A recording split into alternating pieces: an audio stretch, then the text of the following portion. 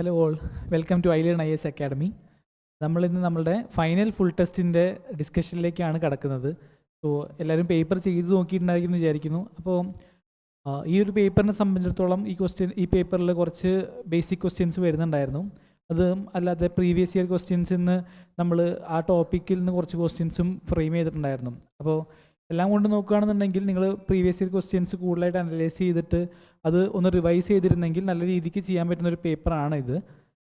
And again നിങ്ങളെല്ലാവരും ഇനി ബാക്കിയുള്ള കുറച്ച് ദിവസങ്ങൾ പ്രോപ്പറായിട്ട് റിവിഷന് വേണ്ടിയിട്ടും പഠിച്ച കറണ്ട് അഫെയർസ് അല്ലെങ്കിൽ ബേസിക് ടെക്സ്റ്റ് ബുക്കുകളൊക്കെ റിവൈസ് ചെയ്യാൻ വേണ്ടി ടൈം കണ്ടെത്തുമെന്ന് വിചാരിക്കുന്നു. ആൻഡ് അഗെയിൻ വൺസ് മോർ റീഐട്രേറ്റ് ചെയ്യുന്ന കാര്യം എന്താണെന്ന് വെച്ച് കഴിഞ്ഞാൽ, നിങ്ങൾ ഒരിക്കലും പാനിക് മോഡിലേക്ക് പോകേണ്ട ഒരു സമയമല്ല. കാരണം എല്ലാവരും ആ ഒരു സ്റ്റേജിലായിരിക്കും നിൽക്കുന്നുണ്ടായിരിക്കുക. നമ്മൾ കുറേ കാര്യങ്ങൾ ചിലപ്പോൾ കവർ ചെയ്തിട്ടുണ്ടാവില്ല, അല്ലെങ്കിൽ കവർ ചെയ്തത് പ്രോപ്പറായിട്ട് ഓർത്തെടുക്കാൻ പറ്റുന്നുണ്ടാവില്ല എന്നൊക്കെയുള്ളൊരു കൺഫ്യൂഷൻസ് വരുന്ന ഒരു ടൈമായിരിക്കും ഇത്. അപ്പോൾ അതുകൊണ്ട് നിങ്ങളാരും ആ ഒരു സെൽഫ് ഡൗട്ട് മോഡിലേക്ക് പോകരുത്. നിങ്ങൾ ഈ ഒരു പ്രിപ്പറേഷനെ ഒരിക്കലും സംശയിക്കാൻ പാടില്ല. അപ്പോൾ നമ്മൾ എന്തൊക്കെ ചെയ്തില്ല എന്നതിനുപരിയായിട്ട് നമ്മൾ ചെയ്ത കാര്യങ്ങൾ എന്തൊക്കെയാണെന്നുള്ളത് ഒന്ന് ഓർത്ത് വെച്ച് കഴിഞ്ഞാൽ നിങ്ങൾക്ക് കുറച്ചുകൂടി ഒരു റിലാക്സ്ഡ് സ്റ്റേറ്റിലേക്ക് പോകാൻ പറ്റും. അങ്ങനെ ഒരു റിലാക്സ്ഡ് സ്റ്റേറ്റിലിരുന്ന് നമ്മൾ എക്സാം എഴുതുമ്പോഴാണ് നമ്മുടെ പെർഫോമൻസ് എപ്പോഴും ഒരു പീക്ക് ഔട്ട്പുട്ട് നമുക്ക് പ്രതീക്ഷിക്കാൻ വേണ്ടി പറ്റുന്നത്. അപ്പോൾ അതുകൊണ്ട് ഓൺ ദാറ്റ് നോട്ട് നമുക്ക് നമ്മുടെ ഡിസ്കഷൻ സ്റ്റാർട്ട് ചെയ്യാം. ഓക്കെ, ഫസ്റ്റ് ക്വസ്റ്റ്യനിലേക്ക് നമുക്ക് കിടക്കാം. ഫസ്റ്റ് ക്വസ്റ്റ്യൻ എന്താണ് പറയുന്നത്? Consider the following statements. There are more than 3 ape species in India. There are more than 3 bear species in India. There are more than 1 tar species in India. And there are more than 5 vulture species in India എന്ന് പറയുന്നുണ്ട്. അപ്പം seemingly ഒരു factual question ആണ്. പക്ഷേ നിങ്ങൾ നിങ്ങളുടെ ഒരു environment text ബുക്കുകളൊക്കെ പഠിക്കുന്ന സമയത്ത് ഇത്തരം സ്പീഷീസിനെ എന്തായാലും കണ്ടിട്ടുണ്ടായിരിക്കും. അപ്പം ഈസിലി ടാക്കിൾ ചെയ്യാൻ പറ്റുന്നൊരു ചോദ്യമാണ്. ഇവിടെ സ്റ്റേറ്റ്മെൻറ്റ് 1 എന്ന് പറഞ്ഞാൽ 3 ape എന്ന് പറയുന്നത് തെറ്റാണ്. കാരണം നമുക്ക് ഹൂളോ ഗിബ്ബൺ എന്ന് പറയുന്ന ഒരേ ഒരു ഏപ്പ് സ്പീഷീസാണ് ഇന്ത്യയിൽ കാണപ്പെടുന്നുള്ളൂ. സോ ഫസ്റ്റ് തെറ്റാണ്. 2 ശരിയാണ്. നമുക്ക് 4 ബെയർ സ്പീഷീസ് കാണുന്നുണ്ട്. And 3 there are more than 1 Thar എന്ന് പറയുന്നത് പകരം ഹിമാലയനും ഉണ്ട്, നമുക്ക് നമ്മളുടെ നീൽഗിരി താറും ഉണ്ട് അല്ലേ. അപ്പോൾ 2 എണ്ണം ഉണ്ട്. അപ്പോൾ സെക്കൻഡും ശരിയാണ്, തേർഡും ശരിയാണ്. 4th one there are more than 5 vulture species in India എന്ന് പറയുന്നതും ശരിയാണ്. 9 വൾച്ചർ സ്പീഷീസ് ഉണ്ട് ഇന്ത്യയിൽ. ഇവിടെ ആൻസർ വരുന്നത് 1ൻ്റെ C ആണ്. ഓൺലി 3 ആണ് ആൻസർ വരുന്നത്. അപ്പോൾ ഈ സ്പീഷീസ് ഏതൊക്കെയാണെന്നുള്ള കാര്യം നമ്മൾ കീയിൽ വളരെ ഡീറ്റെയിൽ ആയിട്ട് കൊടുത്തിട്ടുണ്ട്. അപ്പോൾ അതിനെക്കുറിച്ച് വായിക്കുക. അത് വായിക്കുമ്പോൾ ജസ്റ്റ് ആ പേരുകൾ മാത്രം വായിച്ചു വിടാതെ ആ സ്പീഷീസ് കാണുന്ന ഏരിയകൾ അല്ലെങ്കിൽ ആ സ്പീഷീസിനെ കാണുന്ന ഇമ്പോർട്ടൻ്റ് ആയിട്ടുള്ള പ്രൊട്ടക്റ്റഡ് ഏരിയാസ് ഏതെങ്കിലും ഉണ്ടെങ്കിൽ അത് ഒന്ന് മാപ്പിൽ ഐഡൻറ്റിഫൈ ചെയ്യാൻ വേണ്ടി നോക്കുക. അത് നിങ്ങൾക്ക് വളരെ ബെനിഫിഷ്യലായിട്ട് വരാൻ സാധ്യതയുള്ളൊരു ഏരിയ ആണ്. സെക്കൻഡ് ക്വസ്റ്റ്യനിലേക്ക് കിടക്കുകയാണെന്നുണ്ടെങ്കിൽ ലഞ്ച് ഫീഡിങ് എന്താ പറയുന്നത്? അപ്പോൾ particular behaviour of consumption can be seen in which among the following species എന്ന് പറയുന്നത് കുറച്ചൊരു ഫാക്ച്വൽ ക്വസ്റ്റ്യൻ ആണ് ഇത്. പക്ഷേ നിങ്ങൾക്ക് ഈ ഒരു വാക്കിൻ്റെ ഒരു ഓവറോൾ ഒരു മീനിങ് മനസ്സിലാവുന്നുണ്ടെന്നുണ്ടെങ്കിൽ ഡയറക്റ്റായിട്ട് ആൻസറിലേക്ക് എത്താൻ പറ്റും. ഇതെന്ന് വെച്ച് കഴിഞ്ഞാൽ വളരെ മാസീവ് സ്കെയിലിൽ ഫീഡ് ചെയ്യുന്ന ഒരു കാര്യമാണ്. അതായത് ഒരു കൂട്ടം ഫിഷുകളോ അല്ലെങ്കിൽ മറ്റ് ജീവികളോ നിൽക്കുന്ന സമയത്ത് ഒരു പെട്ടെന്ന് പോയി അവരെല്ലാവരും ഒറ്റയടിക്കും വായിലാക്കുന്ന അല്ലെങ്കിൽ ക്യാപ്ചർ ചെയ്യുന്ന, കൺസ്യൂം ചെയ്യുന്ന ഒരു മെത്തേഡാണ് ഈ ഒരു സെക്കൻഡ് ഇതിൽ പറഞ്ഞിരിക്കുന്നത്.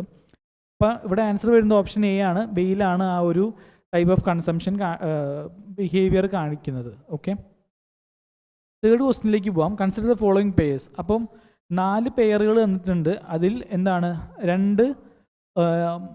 ഒരു പെയറിൽ 2 ട്രീ സ്പീഷീസ് കാണിക്കുന്നുണ്ട്. അപ്പോൾ ഇതിൽ ഏത് പെയറിലാണ് 1 ട്രോപ്പിക്കൽ ആൻഡ് 1 ടെമ്പറേറ്റ് ട്രീ ഉൾപ്പെടുന്നതെന്നാണ് ചോദിച്ചിരിക്കുന്നത്. ഓക്കെ, അപ്പം ഫസ്റ്റ് പെയർ എന്താണ്? Kashmir willow and deodar. ഇവിടെ നമുക്ക് ഈസിലി എലിമിനേറ്റ് ചെയ്യാൻ വേണ്ടി പറ്റും. കാരണം കശ്മീർ വില്ലോ എന്ന് പറയുന്നത് ഒരിക്കലും ട്രോപ്പിക്കൽ ട്രീ ആണെന്ന് നമുക്ക് പറയാൻ പറ്റില്ല. ഫ്രം ദ നെയിം നമുക്കത് മനസ്സിലാക്കിയെടുക്കാൻ വേണ്ടി പറ്റും. അപ്പോൾ ഫസ്റ്റ് പെയർ തെറ്റാണ്. സെക്കൻഡ് പറയുന്നത് ചമ്പക ട്രീ ആൻഡ് സ്പ്രൂസ് എന്ന് പറയുന്നുണ്ട്. Third one ebony and silver fir എന്ന് പറയുന്നുണ്ട്. Fourth one khejri and tamarind. ഇവിടെ കെജ്രി എന്ന് പറയുന്ന ഒരു അരിഡ് റീജിയനിൽ വളരുന്ന ഒരു ട്രീ ആണ്. നമ്മൾ രാജസ്ഥാനിലൊക്കെ കണ്ടുവരുന്ന ഒരു ട്രീ ആണ്. അപ്പോൾ അതുകൊണ്ട് തന്നെ 4th വൺ തെറ്റാണെന്ന് നമുക്ക് മനസ്സിലായി. അപ്പോൾ ഇവിടെ സെക്കൻഡ് ആൻഡ് തേർഡ് സീമിംഗ്ലി കുറച്ചൊരു ഫാക്ച്വൽ സംഭവമാണ്. പക്ഷേ ഇവിടെ 2 and 3 കറക്റ്റായിട്ടാണ് വരുന്നത്. ഓപ്ഷൻ B ആണ് ഇവിടെ കറക്റ്റ് വരുന്നത് തേർഡിൻ്റെ കാര്യത്തിൽ. അപ്പം ഈ ട്രീകളുടെ പേരുകൾ ഒന്ന് ഫെമിലിയർ ആയിട്ട് വെക്കാൻ വേണ്ടി നോക്കുക നിങ്ങൾ. കീയിൽ ഇതിനെക്കുറിച്ച് ഡീറ്റെയിൽ ആയിട്ട് മെൻഷൻ ചെയ്യുന്നുണ്ട്. Okay, moving on to the fourth question. എന്താണ്? Consider the following statements. People's biodiversity register is mandated under biological diversity act 2002. Biodiversity ആക്ടിൻ്റെ അടിയിൽ ഇങ്ങനെ രജിസ്റ്റർ ഉണ്ടെന്നാണ് പറയുന്നത്. Okay, minor forest produce MFP are defined under Indian forest act 1927.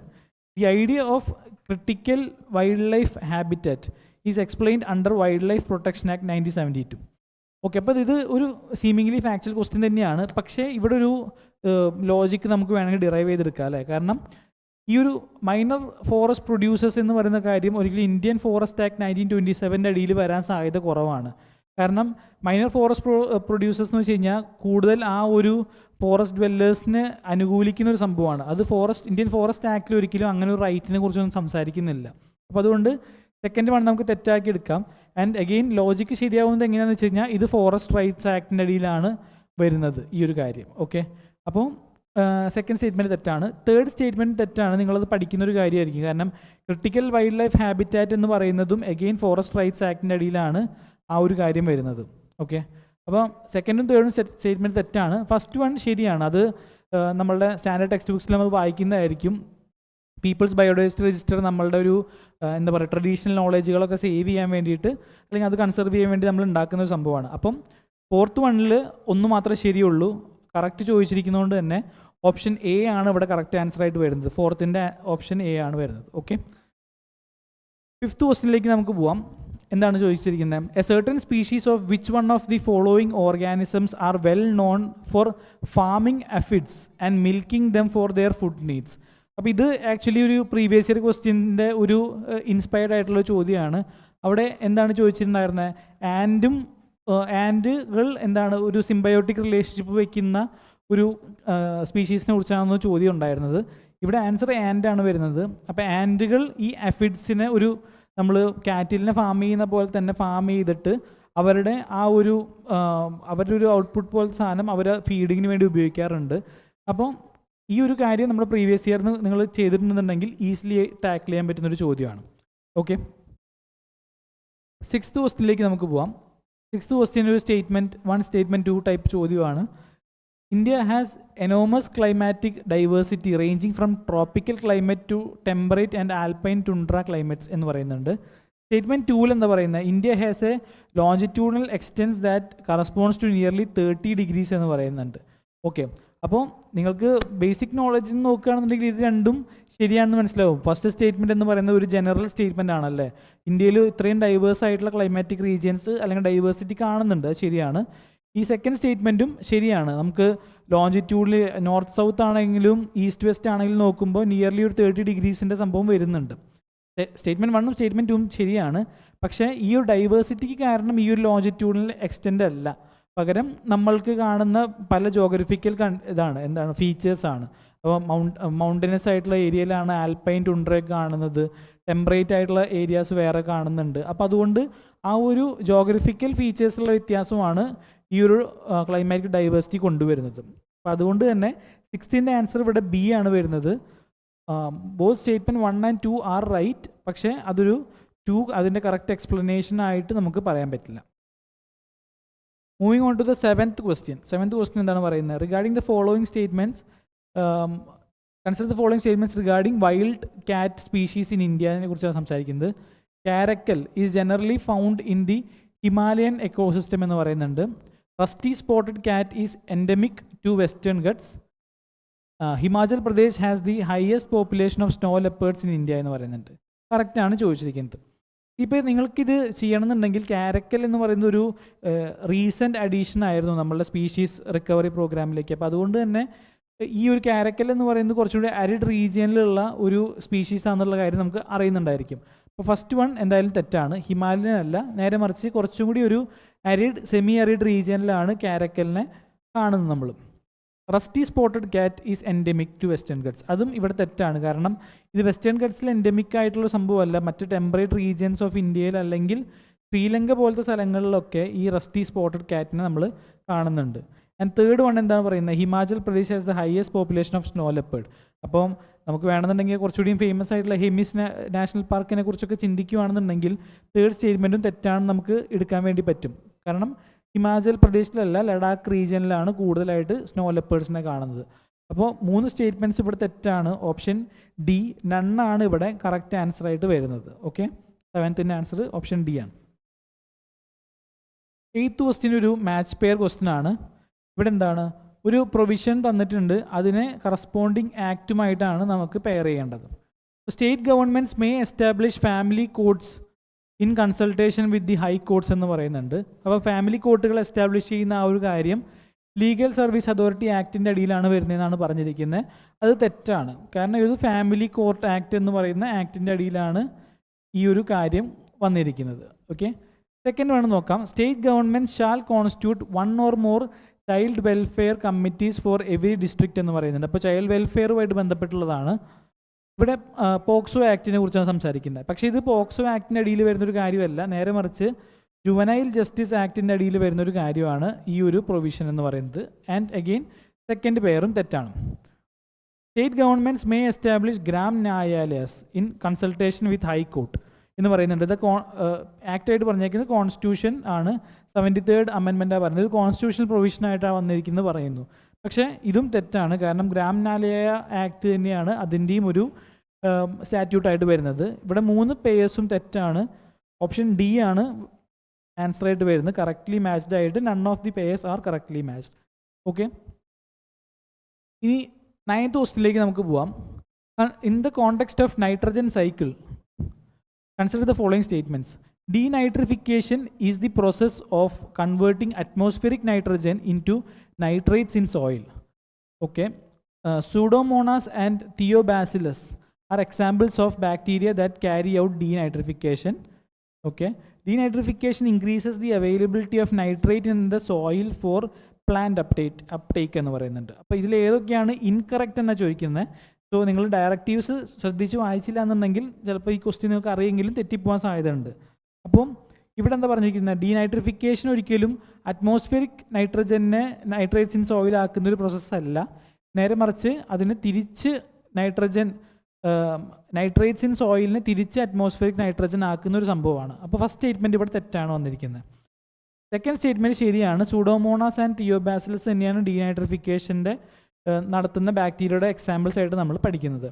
Third one actually തെറ്റാണ്. Denitrification ഒരിക്കലും ആ ഒരു അവൈലബിലിറ്റി ഓഫ് നൈട്രേറ്റ്സ് കൂട്ടില്ല. അപ്പോൾ ഫസ്റ്റ് സ്റ്റേറ്റ്മെൻറ്റിനോട് കറസ്പോണ്ടിങ് ആയിട്ട് നോക്കുകയാണെന്നുണ്ടെങ്കിൽ ഡീനൈട്രിഫിക്കേഷൻ ഇത് കുറയ്ക്കാനാണ് സാധ്യത ഉണ്ടായിരിക്കുക, അല്ലേ? അപ്പോൾ അതുകൊണ്ട് തന്നെ തേർഡ് സ്റ്റേറ്റ്മെൻറ്റ് തെറ്റാണ്, ഫസ്റ്റ് സ്റ്റേറ്റ്മെൻറ്റ് തെറ്റാണ്. ഇവിടെ ആൻസർ ബി ആണ് വരുന്നത്. ഓൺലി 2 ആണ് ഇതിൽ ഇൻകറക്റ്റ് സ്റ്റേറ്റ്മെൻറ്റ്സ് വരുന്നത്. ഓക്കെ, അപ്പോൾ നിങ്ങളിവിടെ എന്താണ്, നിങ്ങളുടെ ഈ ഒരു ഡയറക്റ്റീവ്സ് പ്രോപ്പറായിട്ട് മാർക്ക് ചെയ്ത് വെക്കുന്നില്ല ക്വസ്റ്റ്യൻ ചെയ്യുന്ന സമയത്തെങ്കിൽ ഇതൊരു കെയർലെസ് മിസ്റ്റേക്കിലേക്ക് നയിക്കാൻ സാധ്യതയുണ്ട്. സോ നിങ്ങളത് കെയർഫുള്ളായിട്ട് വേണം ഈ ഒരു ക്വസ്റ്റ്യൻ അറ്റംപ്റ്റ് ചെയ്യാനായിട്ട്. നെക്സ്റ്റ് ക്വസ്റ്റ്യനിലേക്ക് നമുക്ക് പോവാം. 10th ക്വസ്റ്റ്യനിലേക്ക് പോവാം. കുറച്ച് ടേംസ് തന്നിട്ടുണ്ട്, അതിൻ്റെ മീനിങ് എന്താണെന്നാണ് ചോദിക്കുന്നത്. എഗെയിൻ ഒരു മാച്ച് പെയർ ചോദ്യമാണ് വന്നിരിക്കുന്നത്. So carbon bombs, global stock uptake, climate anxiety. Carbon bombs എന്ന് പറയുന്നത് carbon capture and storage facilities which might accidentally release huge amount of carbon dioxide in future എന്ന് പറയുന്നുണ്ട്. ആക്ച്വലി കേൾക്കുമ്പോൾ നമുക്ക് ഒരു കാർബൺ ബോംബിൻ്റെ ഒരു ഫീല് തരുമെങ്കിലും പക്ഷേ ഇത് കാർബൺ സ്റ്റോറേജ് ഫെസിലിറ്റി അല്ല, നേരെ മറിച്ച് ഫോസിൽ ഫ്യൂവൽസിനെ കുറിച്ചിട്ടുള്ള ഒരു കാര്യമാണ് പറയുന്നത്. ഹ്യൂജ് എമൗണ്ട് ഓഫ് ഫോസിൽ ഫ്യൂവൽസിൽ കാർബൺ സ്റ്റോർ ചെയ്തിട്ട് ഭാവിയിൽ അത് പെട്ടെന്ന് റിലീസ് ചെയ്യാൻ ഉള്ള ഒരു സാധ്യതയെക്കുറിച്ചിട്ടാണ് സംസാരിക്കുന്നത്. Second, global stock take. അപ്പോൾ അത് comprehensive assessment of the worlds progress on climate action.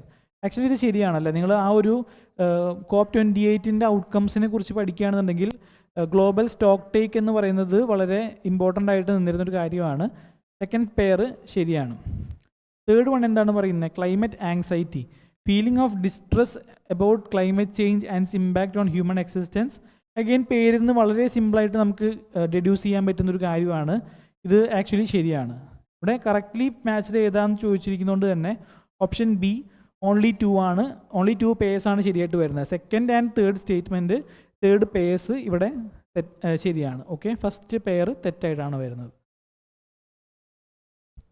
Moving on to the 11th question. 11th ക്വസ്റ്റ്യനിൽ എന്താ ചോദിച്ചിരിക്കുന്നത്, how many of the above are major pollutants that cause indoor air pollution. Okay, അപ്പോൾ നോക്കുമ്പോൾ ഏതാണ്? Volatile organic compounds ശരിയാണ്. റേഡോൺസ് എന്ന് പറയുന്നത് ശരിയാണ്. സൾഫർ ഡയോക്സൈഡ് അഗെയിൻ ശരിയായിട്ട് വരുന്നതാണ്. ബട്ട് ഓസോൺ എന്ന് പറയുന്നത് ഒരു ഇൻഡോർ എയർ പൊല്യൂട്ടൻ്റ് ആയിട്ടല്ല മേജർലി ആക്ട് ചെയ്യുന്നത്. അത് എന്താണ്?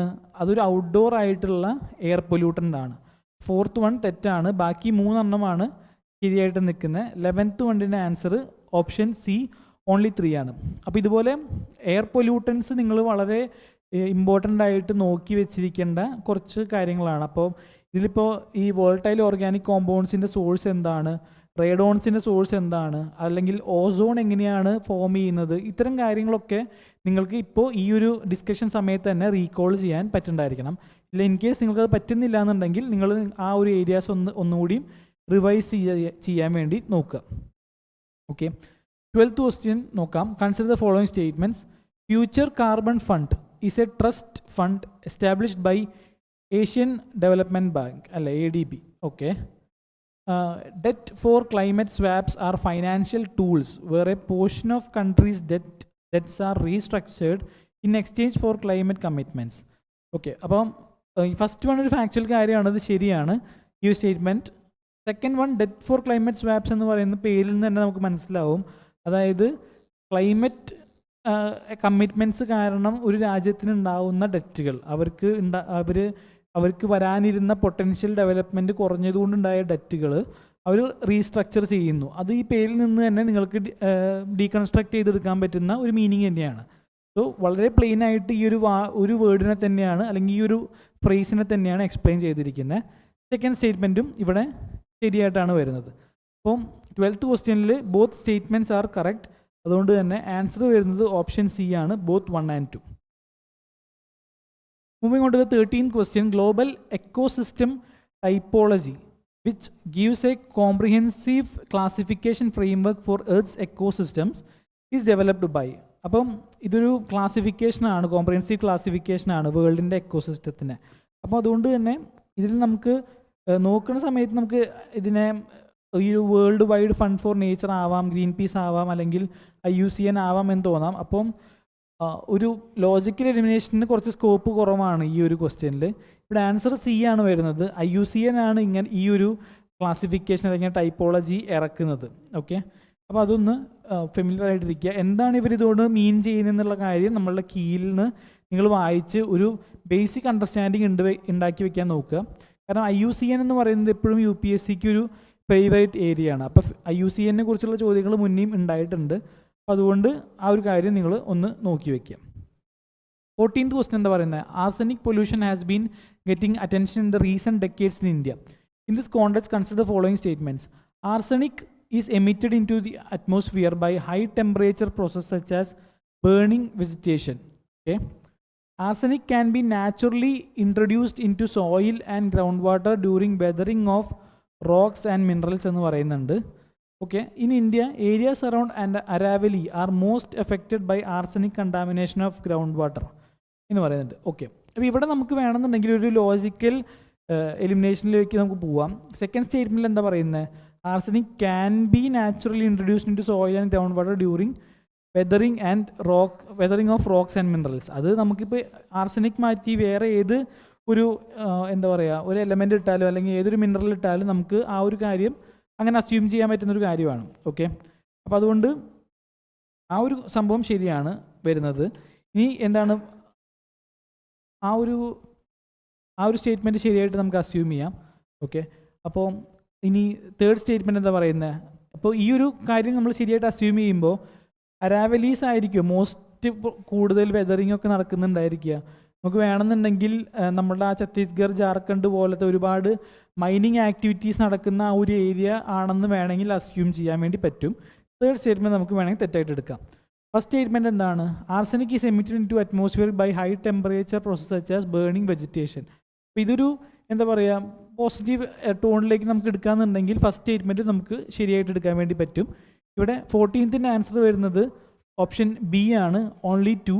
ഫസ്റ്റ് ആൻഡ് സെക്കൻഡ് സ്റ്റേറ്റ്മെൻറ്റ് ശരിയാണ് ഇവിടെ വരുന്നത്. തേർഡ് സ്റ്റേറ്റ്മെൻറ്റ് തെറ്റാണ്. Okay, moving on to the 15th question. ഒരു സ്റ്റേറ്റ്മെൻറ്റ്, രണ്ട് സ്റ്റേറ്റ്മെൻറ്റ് ചോദ്യമാണ്.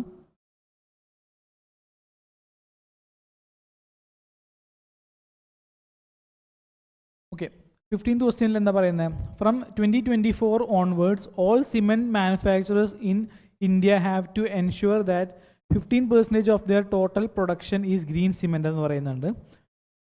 സ്റ്റേറ്റ്മെൻറ്റ് 2 പറയുന്നത് green cement promote circular economy as it is made mostly from the waste materials of other industries എന്ന് പറയുന്നുണ്ട്. ഓക്കെ, അപ്പോൾ ഇവിടെ നമ്മൾ ലോജിക്കലി നോക്കുകയാണെന്നുണ്ടെങ്കിൽ സെക്കൻഡ് സ്റ്റേറ്റ്മെൻറ്റ് വളരെ ശരിയാണല്ലേ, കാരണം അതൊരു സർക്കുലർ എക്കണോമി, ഗ്രീൻ സിമെൻറ്റ് എന്ന പേരിൽ തന്നെ നമുക്കത് മനസ്സിലാവുന്നുണ്ട്. പക്ഷേ ഇവിടെ ഫസ്റ്റ് സ്റ്റേറ്റ്മെൻറ്റ് തെറ്റാണ്. ആക്ച്വലി ഇതൊരു മാൻഡേറ്ററി പ്രൊവിഷനായിട്ട് കൊണ്ടുവന്നൊരു കാര്യമല്ല. നമുക്ക് എല്ലാവരും അതിലേക്ക് ഷിഫ്റ്റ് ചെയ്യണമെന്ന് പറയുന്നുണ്ട്, പക്ഷേ അതൊരു മാൻഡേറ്ററി ആയിട്ട് 2024 ഓൺവേർഡ്സ് അങ്ങനെ ഒരു കാര്യം കൊണ്ടുവരണമെന്ന് മെൻഷൻ ചെയ്യുന്നില്ല. അപ്പോൾ അതുകൊണ്ട് തന്നെ ഫസ്റ്റ് സ്റ്റേറ്റ്മെൻ്റ് ആണ് ഇവിടെ തെറ്റായിട്ട് വരുന്നത്. അപ്പോൾ ഫസ്റ്റ് സ്റ്റേറ്റ്മെൻറ്റ് തെറ്റാകുമ്പോൾ തന്നെ എന്താണ് ആൻസർ വരുന്നത്? ഓപ്ഷൻ ഡി ആണ് വരുന്നത്. ഓക്കെ, 16th ക്വസ്റ്റ്യനിലേക്ക് നമുക്ക് പോകാം. അപ്പോൾ നേരത്തെ ക്വസ്റ്റ്യനിൽ ഗ്രീൻ സിമെൻറ്റ് എന്ന് പറഞ്ഞ ടേം വന്നിട്ടുണ്ട്. അപ്പോൾ ഗ്രീൻ സിമെൻറ്റ് എന്താണെന്ന് നിങ്ങൾക്ക് അറിയില്ല എന്നുണ്ടെങ്കിൽ, അതിനെക്കുറിച്ചൊരു ക്ലാരിറ്റി വേണമെന്നുണ്ടെങ്കിൽ നമ്മൾ കീഴിൽ നോക്കിയിട്ട്, അല്ലെങ്കിൽ നിങ്ങൾ ആ ഗ്രീൻ സിമെൻറ്റിൻ്റെ കോൺസ്റ്റിറ്റ്യുവൻസ് എന്തൊക്കെയാണെന്ന് ഐഡൻറ്റിഫൈ ചെയ്ത് വെക്കണം. ജസ്റ്റ് ഒരു ബേസിക് ആയിട്ടുള്ള, ഇപ്പോൾ ഇൻ കേസ് എന്തെങ്കിലും ഒരു ബേസിക് ചോദ്യം അതിൽ നിന്ന് വരികയാണെന്നുണ്ടെങ്കിൽ എലിമിനേറ്റ് ചെയ്യണം എന്നുള്ള രീതിയിൽ. ഓക്കെ, നമുക്ക് 16th ക്വസ്റ്റ്യനിലേക്ക് പോവാം. ഇവിടെ പൊളിറ്റിയിലേക്ക് നമ്മൾ എൻ്റർ ചെയ്തിട്ടുണ്ട്, പൊളിറ്റിയുടെ ഒരു ഏരിയയിലേക്ക് വന്നിട്ടുണ്ട്. അപ്പം എന്താണ് ചോദ്യം? ഇന്ത്യൻ പാർലമെൻറ്റിനെ കുറിച്ചിട്ടാണ് ചോദിക്കുന്നത്. The office of the leader of house is mentioned in Indian constitution. അത് തെറ്റാണ്. അങ്ങനെ ഒരു കോൺസ്റ്റിറ്റ്യൂഷണൽ മെൻഷൻ കിട്ടുന്നില്ല. ഓഫീസ് ഓഫ് ലീഡർ ഓഫ് ഹൗസിന് അങ്ങനെ ഒരു കോൺസ്റ്റിറ്റ്യൂഷണൽ മെൻഷൻ ഒന്നും കിട്ടുന്നില്ല. സെക്കൻഡ് സ്റ്റേറ്റ്മെൻറ്റ് എന്താണ്? Leader of the opposition is mentioned in an act of parliament. ഇത് ശരിയാണല്ലേ, കാരണം 1977 ഒരു പാർലമെൻ്ററി സ്റ്റാറ്റ്യൂട്ട് കൊടുത്തിട്ട് ഈ ഒരു സ്റ്റാറ്റ്യൂട്ടറി റെക്കഗ്നീഷൻ കൊടുക്കുന്നുണ്ട് ലീഡർ ഓഫ് ഒപ്പോസിഷൻ എന്ന് പറയുന്ന ഈ ഒരു ഓഫീസിന്. അപ്പോൾ അതുകൊണ്ട് തന്നെ സെക്കൻഡ് സ്റ്റേറ്റ്മെൻറ്റ് ശരിയാണ്. തേർഡ് സ്റ്റേറ്റ്മെൻറ്റ് എന്താ പറയുന്നത്? വിപ്പിൻ്റെ office is mentioned in the rules of the house എന്ന് പറയുന്നുണ്ട്. സോ റൂൾസ് ഓഫ് ദി ഹൗസിലോ അല്ലെങ്കിൽ മറ്റ് സ്റ്റാറ്റ്യൂട്ടിലോ ഒന്നും വിപ്പിനെ കുറിച്ചൊരു മെൻഷൻ ഇല്ല. അതൊരു എന്താ പറയുക, എവിടെയും മെൻഷൻ ഇല്ല. പക്ഷേ അതൊരു എന്താ പവർഫുൾ പേഴ്സൺ ആണ്, പക്ഷേ എവിടെയും മെൻഷൻ ഇല്ല. അതുകൊണ്ട് തന്നെ തേർഡ് സ്റ്റേറ്റ്മെൻറ്റും തെറ്റായിട്ടാണ് വരുന്നത്. ഇവിടെ ഒരു സ്റ്റേറ്റ്മെൻറ്റ്, സെക്കൻഡ് സ്റ്റേറ്റ്മെൻറ്റ് മാത്രമേ ശരിയുള്ളൂ. അപ്പോൾ 16th ആൻസർ വരുന്നത് ഓൺലി 1 ആണ് ആൻസറായിട്ട് വരുന്നത് കറക്റ്റ് സ്റ്റേറ്റ്മെൻ്റ് ആയിട്ട്. ഓക്കെ, 17th ക്വസ്റ്റ്യൻ നോക്കാം. 17th ക്വസ്റ്റ്യനിൽ എന്താണ് പറഞ്ഞേക്കുന്നത്? Which among the following best describes the rational behind separation of powers. Okay, separation of powers ഇതിൽ ഏതിലാണ് പ്രോപ്പർലി എക്സ്പ്ലെയിൻ ചെയ്തിരിക്കുന്നതാണ് ചോദിച്ചിരിക്കുന്നത്. ഓക്കെ, എന്താണ്? To separate the functions among the branches of government to achieve efficient functional specialization. അല്ല, അത് branches of government തമ്മിലല്ല അത് divide ചെയ്യുന്നത്. അത് ഗവൺമെൻറ്റും ലെജിസ്ലേറ്റീവ്, ജുഡീഷ്യറി, അങ്ങനെ 3 ഇതിലേക്കാണ് ഡിവൈഡ് ചെയ്ത് പോകുന്നത്. അതൊരിക്കലും ബ്രാഞ്ചസ് ഓഫ് ഗവൺമെൻറ് അല്ല. To create multiple centres of power that can operate independently and enact their own policies without interference. അതുമല്ല, മൾട്ടിപ്പിൾ സെൻറ്റേഴ്സ് ഓഫ് പവർ അല്ല അത് ക്രിയേറ്റ് ചെയ്യുന്നത്. നേരെ മറിച്ച് ഒരു ചെക്സ് ആൻഡ് ബാലൻസിൻ്റെ സിസ്റ്റമാണ് കൊണ്ടുവരുന്നത്. അപ്പോൾ അതുകൊണ്ട് തന്നെ പിയും തെറ്റാണ്. To distribute governmental powers among different branches to prevent any one branch from becoming too powerful and to provide a system of checks and balances.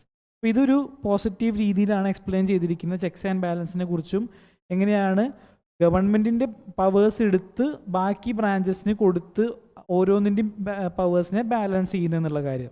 So 17(1) C ഒരു പ്രോപ്പറായിട്ടുള്ള എക്സ്പ്ലനേഷനാണ്. ഡിയും കൂടി വായിച്ചു നോക്കാം. To ensure that only the most qualified individuals are selected for each branch based on their expertise in legislative, executive and judicial functions. അതൊരിക്കലും separation of പവേഴ്സിൻ്റെ ഒരു കാര്യമല്ല മെൻഷൻ ചെയ്യുന്നത്. അതുകൊണ്ട് തന്നെ 17(1) best suited option is option C. Separation of പവേഴ്സിൻ്റെ ആ ഒരു ബേസിക് കാര്യം തന്നെയാണ് അവിടെ എക്സ്പ്ലെയിൻ ചെയ്തിരിക്കുന്നത്. Moving on to the next question, 18th ക്വസ്റ്റ്യനിലേക്ക് നമുക്ക് പോവാം. 18th ക്വസ്റ്റ്യൻ എന്താണ്? A government organisation should mandatorily report a data breach to the CERT-IN, അതായത് Indian computer emergency response team, within 6 hours of noticing such incident. അതായത് എന്തെങ്കിലും data ബ്രീച്ചോ അല്ലെങ്കിൽ cyber സെക്യൂരിറ്റിയുമായിട്ടൊരു ഇഷ്യൂ ഗവൺമെൻറ് ഓർഗനൈസേഷൻ കണ്ടുപിടിച്ചാൽ അല്ലെങ്കിൽ അത് നോട്ടീസ് ചെയ്ത് കഴിഞ്ഞാൽ 6 hours അതിനെ CERT-ൻ്റെ ഇതിൽ കൊണ്ടുവരണം, അല്ലെങ്കിൽ അവർക്ക് റിപ്പോർട്ട് ചെയ്യണമെന്നാണ് പറയുന്നത്.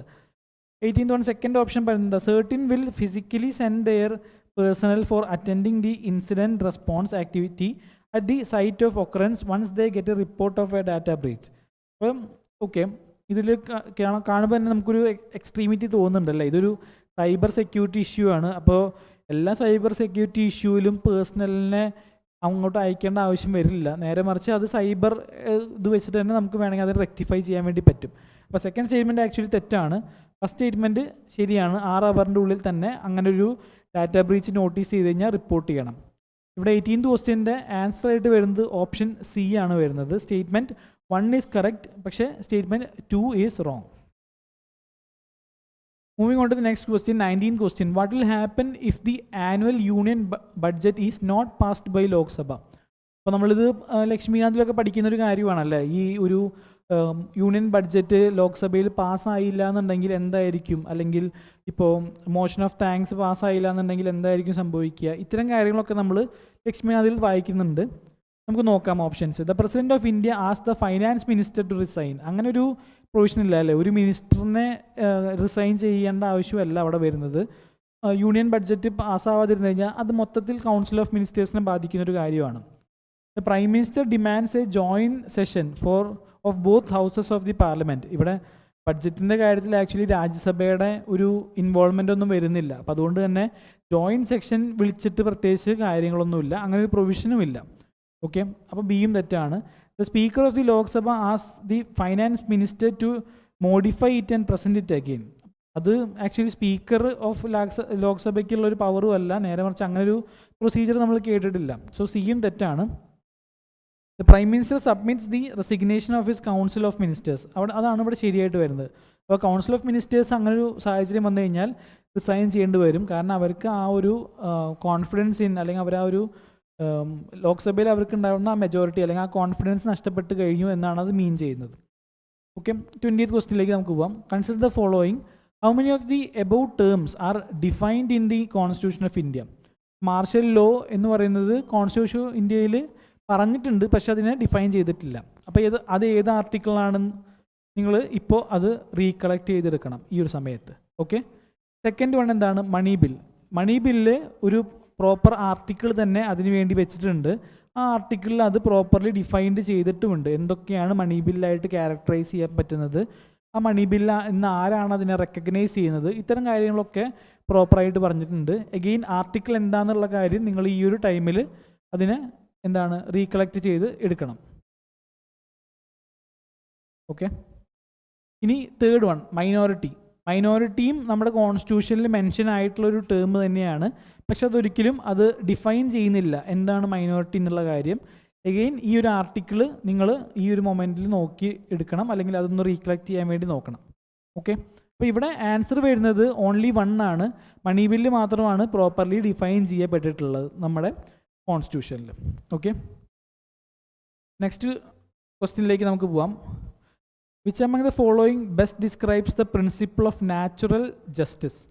ഓക്കെ, നമ്മൾ കുറേ കേൾക്കുന്നൊരു ടേം തന്നെയാണല്ലേ പ്രിൻസിപ്പിൾ ഓഫ് നാച്ചുറൽ ജസ്റ്റിസ്. അപ്പോൾ ഓരോ ബോഡീസിൻ്റെ ഫങ്ഷനിങ് പറയുമ്പോൾ അതിനൊരു ജുഡീഷ്യൽ പവേഴ്സ് ഉണ്ട് എന്നുണ്ടെങ്കിൽ, ക്വാസി ജുഡീഷ്യൽ ബോഡി ആണെന്നുണ്ടെങ്കിൽ അതിനൊക്കെ ഇടയ്ക്ക് ചില ബോഡീസിൽ മെൻഷൻ ചെയ്യാറുണ്ട്. That works in the principle of natural justice എന്ന് പറയുന്നുണ്ട്. ഓക്കെ, അപ്പോൾ ഇവിടെ എന്താണ്? The legal doctrine that mandate strict adherence to procedural laws and formal rules during the legal proceedings. അങ്ങനൊരു സ്ട്രിക്റ്റ് സംഭവം വെക്കുന്നതിനെയാണോ പ്രിൻസിപ്പിൾസ് ഓഫ് നാച്ചുറൽ ജസ്റ്റിസ് എന്ന് പറയുന്നത്? അതെല്ലാ കാര്യങ്ങളും അങ്ങനെ തന്നെയല്ലേ, എല്ലാ ബോഡികളും അങ്ങനെ തന്നെയാണ് ചെയ്യുന്നത്. അപ്പോൾ ഇത് അതിൻ്റെ ഒരു പ്രോപ്പർ എക്സ്പ്ലനേഷൻ അല്ല. ബി എന്താണ് പറയുന്നത്? The principle that ensures fairness, equality and unbiased decision making in administrative and judicial process എന്ന് പറയുന്നുണ്ട്. ആക്ച്വലി ഇത് ഈ ഒരു പ്രിൻസിപ്പിൾ ഓഫ് നാച്ചുറൽ ജസ്റ്റിസിനോട് വളരെയധികം അടുത്ത് നിൽക്കുന്ന ഒരു ഡെഫിനിഷനാണ്. നമുക്കിത് ഹോൾഡിൽ വെക്കാം. Okay, the notion that judges should base their decisions only on written laws and statutes without consideration of moral or ethical implications. Again എനെയാണ് സൂചിപ്പിക്കുന്നത്. അത് ഒരു എക്സ്ട്രീം കാര്യമാണ്. മോറൽ അല്ലെങ്കിൽ എത്തിക്കൽ ഒബ്ലിഗേഷൻ ഒന്നും കൺസിഡർ ചെയ്യേണ്ട എന്ന് പറയുന്നത് ഒരിക്കലും നമുക്ക് നാച്ചുറൽ ജസ്റ്റിസ് എന്ന് പറയുന്ന കാര്യത്തിലേക്ക് റിലേറ്റ് ചെയ്യാൻ ബുദ്ധിമുട്ടായിരിക്കും. ഓക്കെ, ഓപ്ഷൻ ഡി നോക്കുകയാണെന്നുണ്ടെങ്കിൽ the principle that allows the judiciary to interpret laws in a manner that reflects the changing values and norms of society even if it overrides the existing statutes. അപ്പം ഇതൊരു judicial over reach അല്ലെങ്കിൽ judicial ആക്ടിവിസത്തിൻ്റെ ഒരു meaning ആണ് ഇവിടെ വരുന്നത്. അപ്പോൾ option ഡിയും അല്ല ഇതിനെ സൂട്ട് ചെയ്യുന്ന കാര്യം എന്ന് പറയുന്നത്. അപ്പോൾ ഓപ്ഷൻ ബി ആണ് ഇവിടെ properly principle of natural justice എന്ന് പറയുന്ന ആ ഒരു ടേമിനെ പ്രോപ്പർലി എക്സ്പ്ലെയിൻ ചെയ്യുന്ന കാര്യം എന്ന് പറയുന്നത്. Okay, moving on to the 22nd question. Consider the following statements. According to the Constitution, a candidate for the election to Parliament is required to make and subscribe an oath എന്ന് പറയുന്നുണ്ട്. അപ്പം actually ഇത് നമ്മൾ പഠിക്കുന്നുണ്ടായിരിക്കും ഈ ഒരു കാര്യം എന്ന് പറയുന്നത്. അപ്പോൾ ഇത് ഏത് ഷെഡ്യൂളിലാണ് ഇത്തരം ഒരു ഓത്ത് മെൻഷൻ ചെയ്തിട്ടുണ്ടാവുക? അത് 3rd ഷെഡ്യൂളിലാണല്ലേ. 3rd ഷെഡ്യൂളിലാണ് ഇത്തരം ഓത്തുകളെ കുറിച്ചിട്ടുള്ള മെൻഷൻ വരുന്നത്. സെക്കൻഡ് സ്റ്റേറ്റ്മെൻറ്റ് എന്താണ്? ഫസ്റ്റ് സ്റ്റേറ്റ്മെൻറ്റ് ശരിയാണ്. സെക്കൻഡ് സ്റ്റേറ്റ്മെൻറ്റ് എന്താണ്? Not subscribing to the oath can be a sufficient reason to reject the nomination of a candidate. അതും ശരിയാണല്ലേ. കാരണം ആ ഒരു നോമിനേഷൻ കൊടുക്കുന്ന ഒരു കാൻഡിഡേറ്റ് ഈ ഒരു ഓത്തും സബ്സ്ക്രൈബ് ചെയ്തിട്ടുണ്ടായിരിക്കണം. തേർഡ് വൺ എന്താ പറയുന്നത്? The 3rd schedule of Indian constitution does not contain the oath or affirmation by president of India എന്ന് പറയുന്നുണ്ട്. അപ്പം 3rd ഷെഡ്യൂളിലെ ആരൊക്കെയാണ് ഈ ഒരു 3rd ഷെഡ്യൂളിൽ ഓത്തുകൾ മെൻഷൻ ചെയ്തേക്കുന്നത് ആ കാര്യം നിങ്ങൾ നോക്കിയിട്ടുണ്ട് എന്നുണ്ടെങ്കിൽ ഈ ഒരു ക്വസ്റ്റ്യനിലെ 3rd സ്റ്റേറ്റ്മെൻറ്റ് നിങ്ങൾക്ക് കൺഫ്യൂഷൻ ഉണ്ടാവില്ല. അല്ലെങ്കിൽ ചിലപ്പോൾ നിങ്ങൾ അതിനെക്കുറിച്ച് ചിലപ്പോൾ കുറച്ച് കൺഫ്യൂസ്ഡ് ആയിരിക്കാം. അപ്പോൾ ഇവിടെ പ്രസിഡൻറ്റ് ഓഫ് ഇന്ത്യയുടെ ഒരു ഓത്തിനെ കുറിച്ച് അവിടെ മെൻഷൻ ചെയ്യുന്നില്ല. അപ്പം ഇതും ശരിയാണ്. ഓപ്ഷൻ സി ആണ് വരുന്നത്.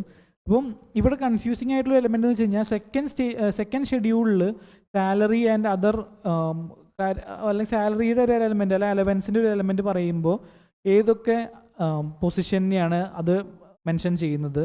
അഗെയിൻ 3rd ഷെഡ്യൂളിലേക്ക് വരുമ്പോൾ ആർക്കൊക്കെ വേണ്ടിയിട്ടുള്ള ഓത്തുകളാണ് അവിടെ മെൻഷൻ ചെയ്തേക്കുന്നത്?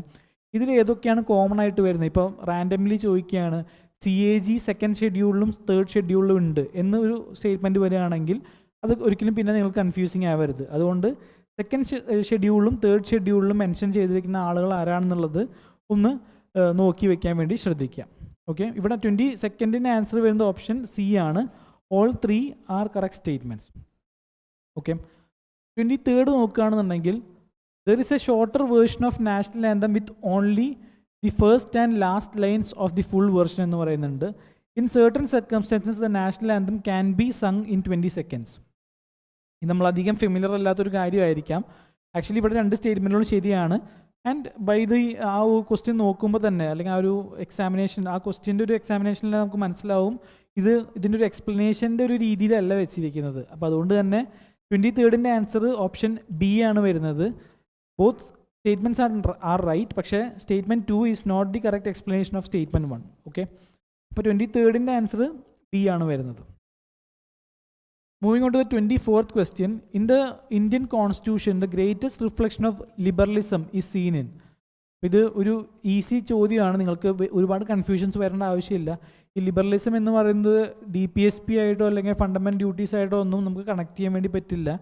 ഫണ്ടമെൻ്റൽ റൈറ്റ്സ് തന്നെയാണ് ഇവിടെ നമുക്ക് എടുക്കാൻ പറ്റുന്ന ഏറ്റവും ബെസ്റ്റ് പിക്ക് എന്ന് പറയുന്നത്. അപ്പം ലിബർട്ടി പോലത്തെ കാര്യങ്ങളാണ് ലിബറലിസത്തിൽ ഇമ്പോർട്ടൻ്റ് ആയിട്ട് വരുന്നത്. അതുകൊണ്ട് തന്നെ ഫണ്ടമെൻ്റൽ റൈറ്റ്സ് ആണ് ഇവിടെ കറക്റ്റായിട്ട് ആൻസർ വരുന്നത്. 24th ആൻസർ ഓപ്ഷൻ ബി ആണ്. ഓക്കെ, 25th ക്വസ്റ്റ്യൻ നോക്കാം. In the context of general elections consider the following statements. 2024 Lok Sabha elections is the first ever election in a democratic country to have 100 crore enrolled electors എന്ന് പറയുന്നുണ്ട്.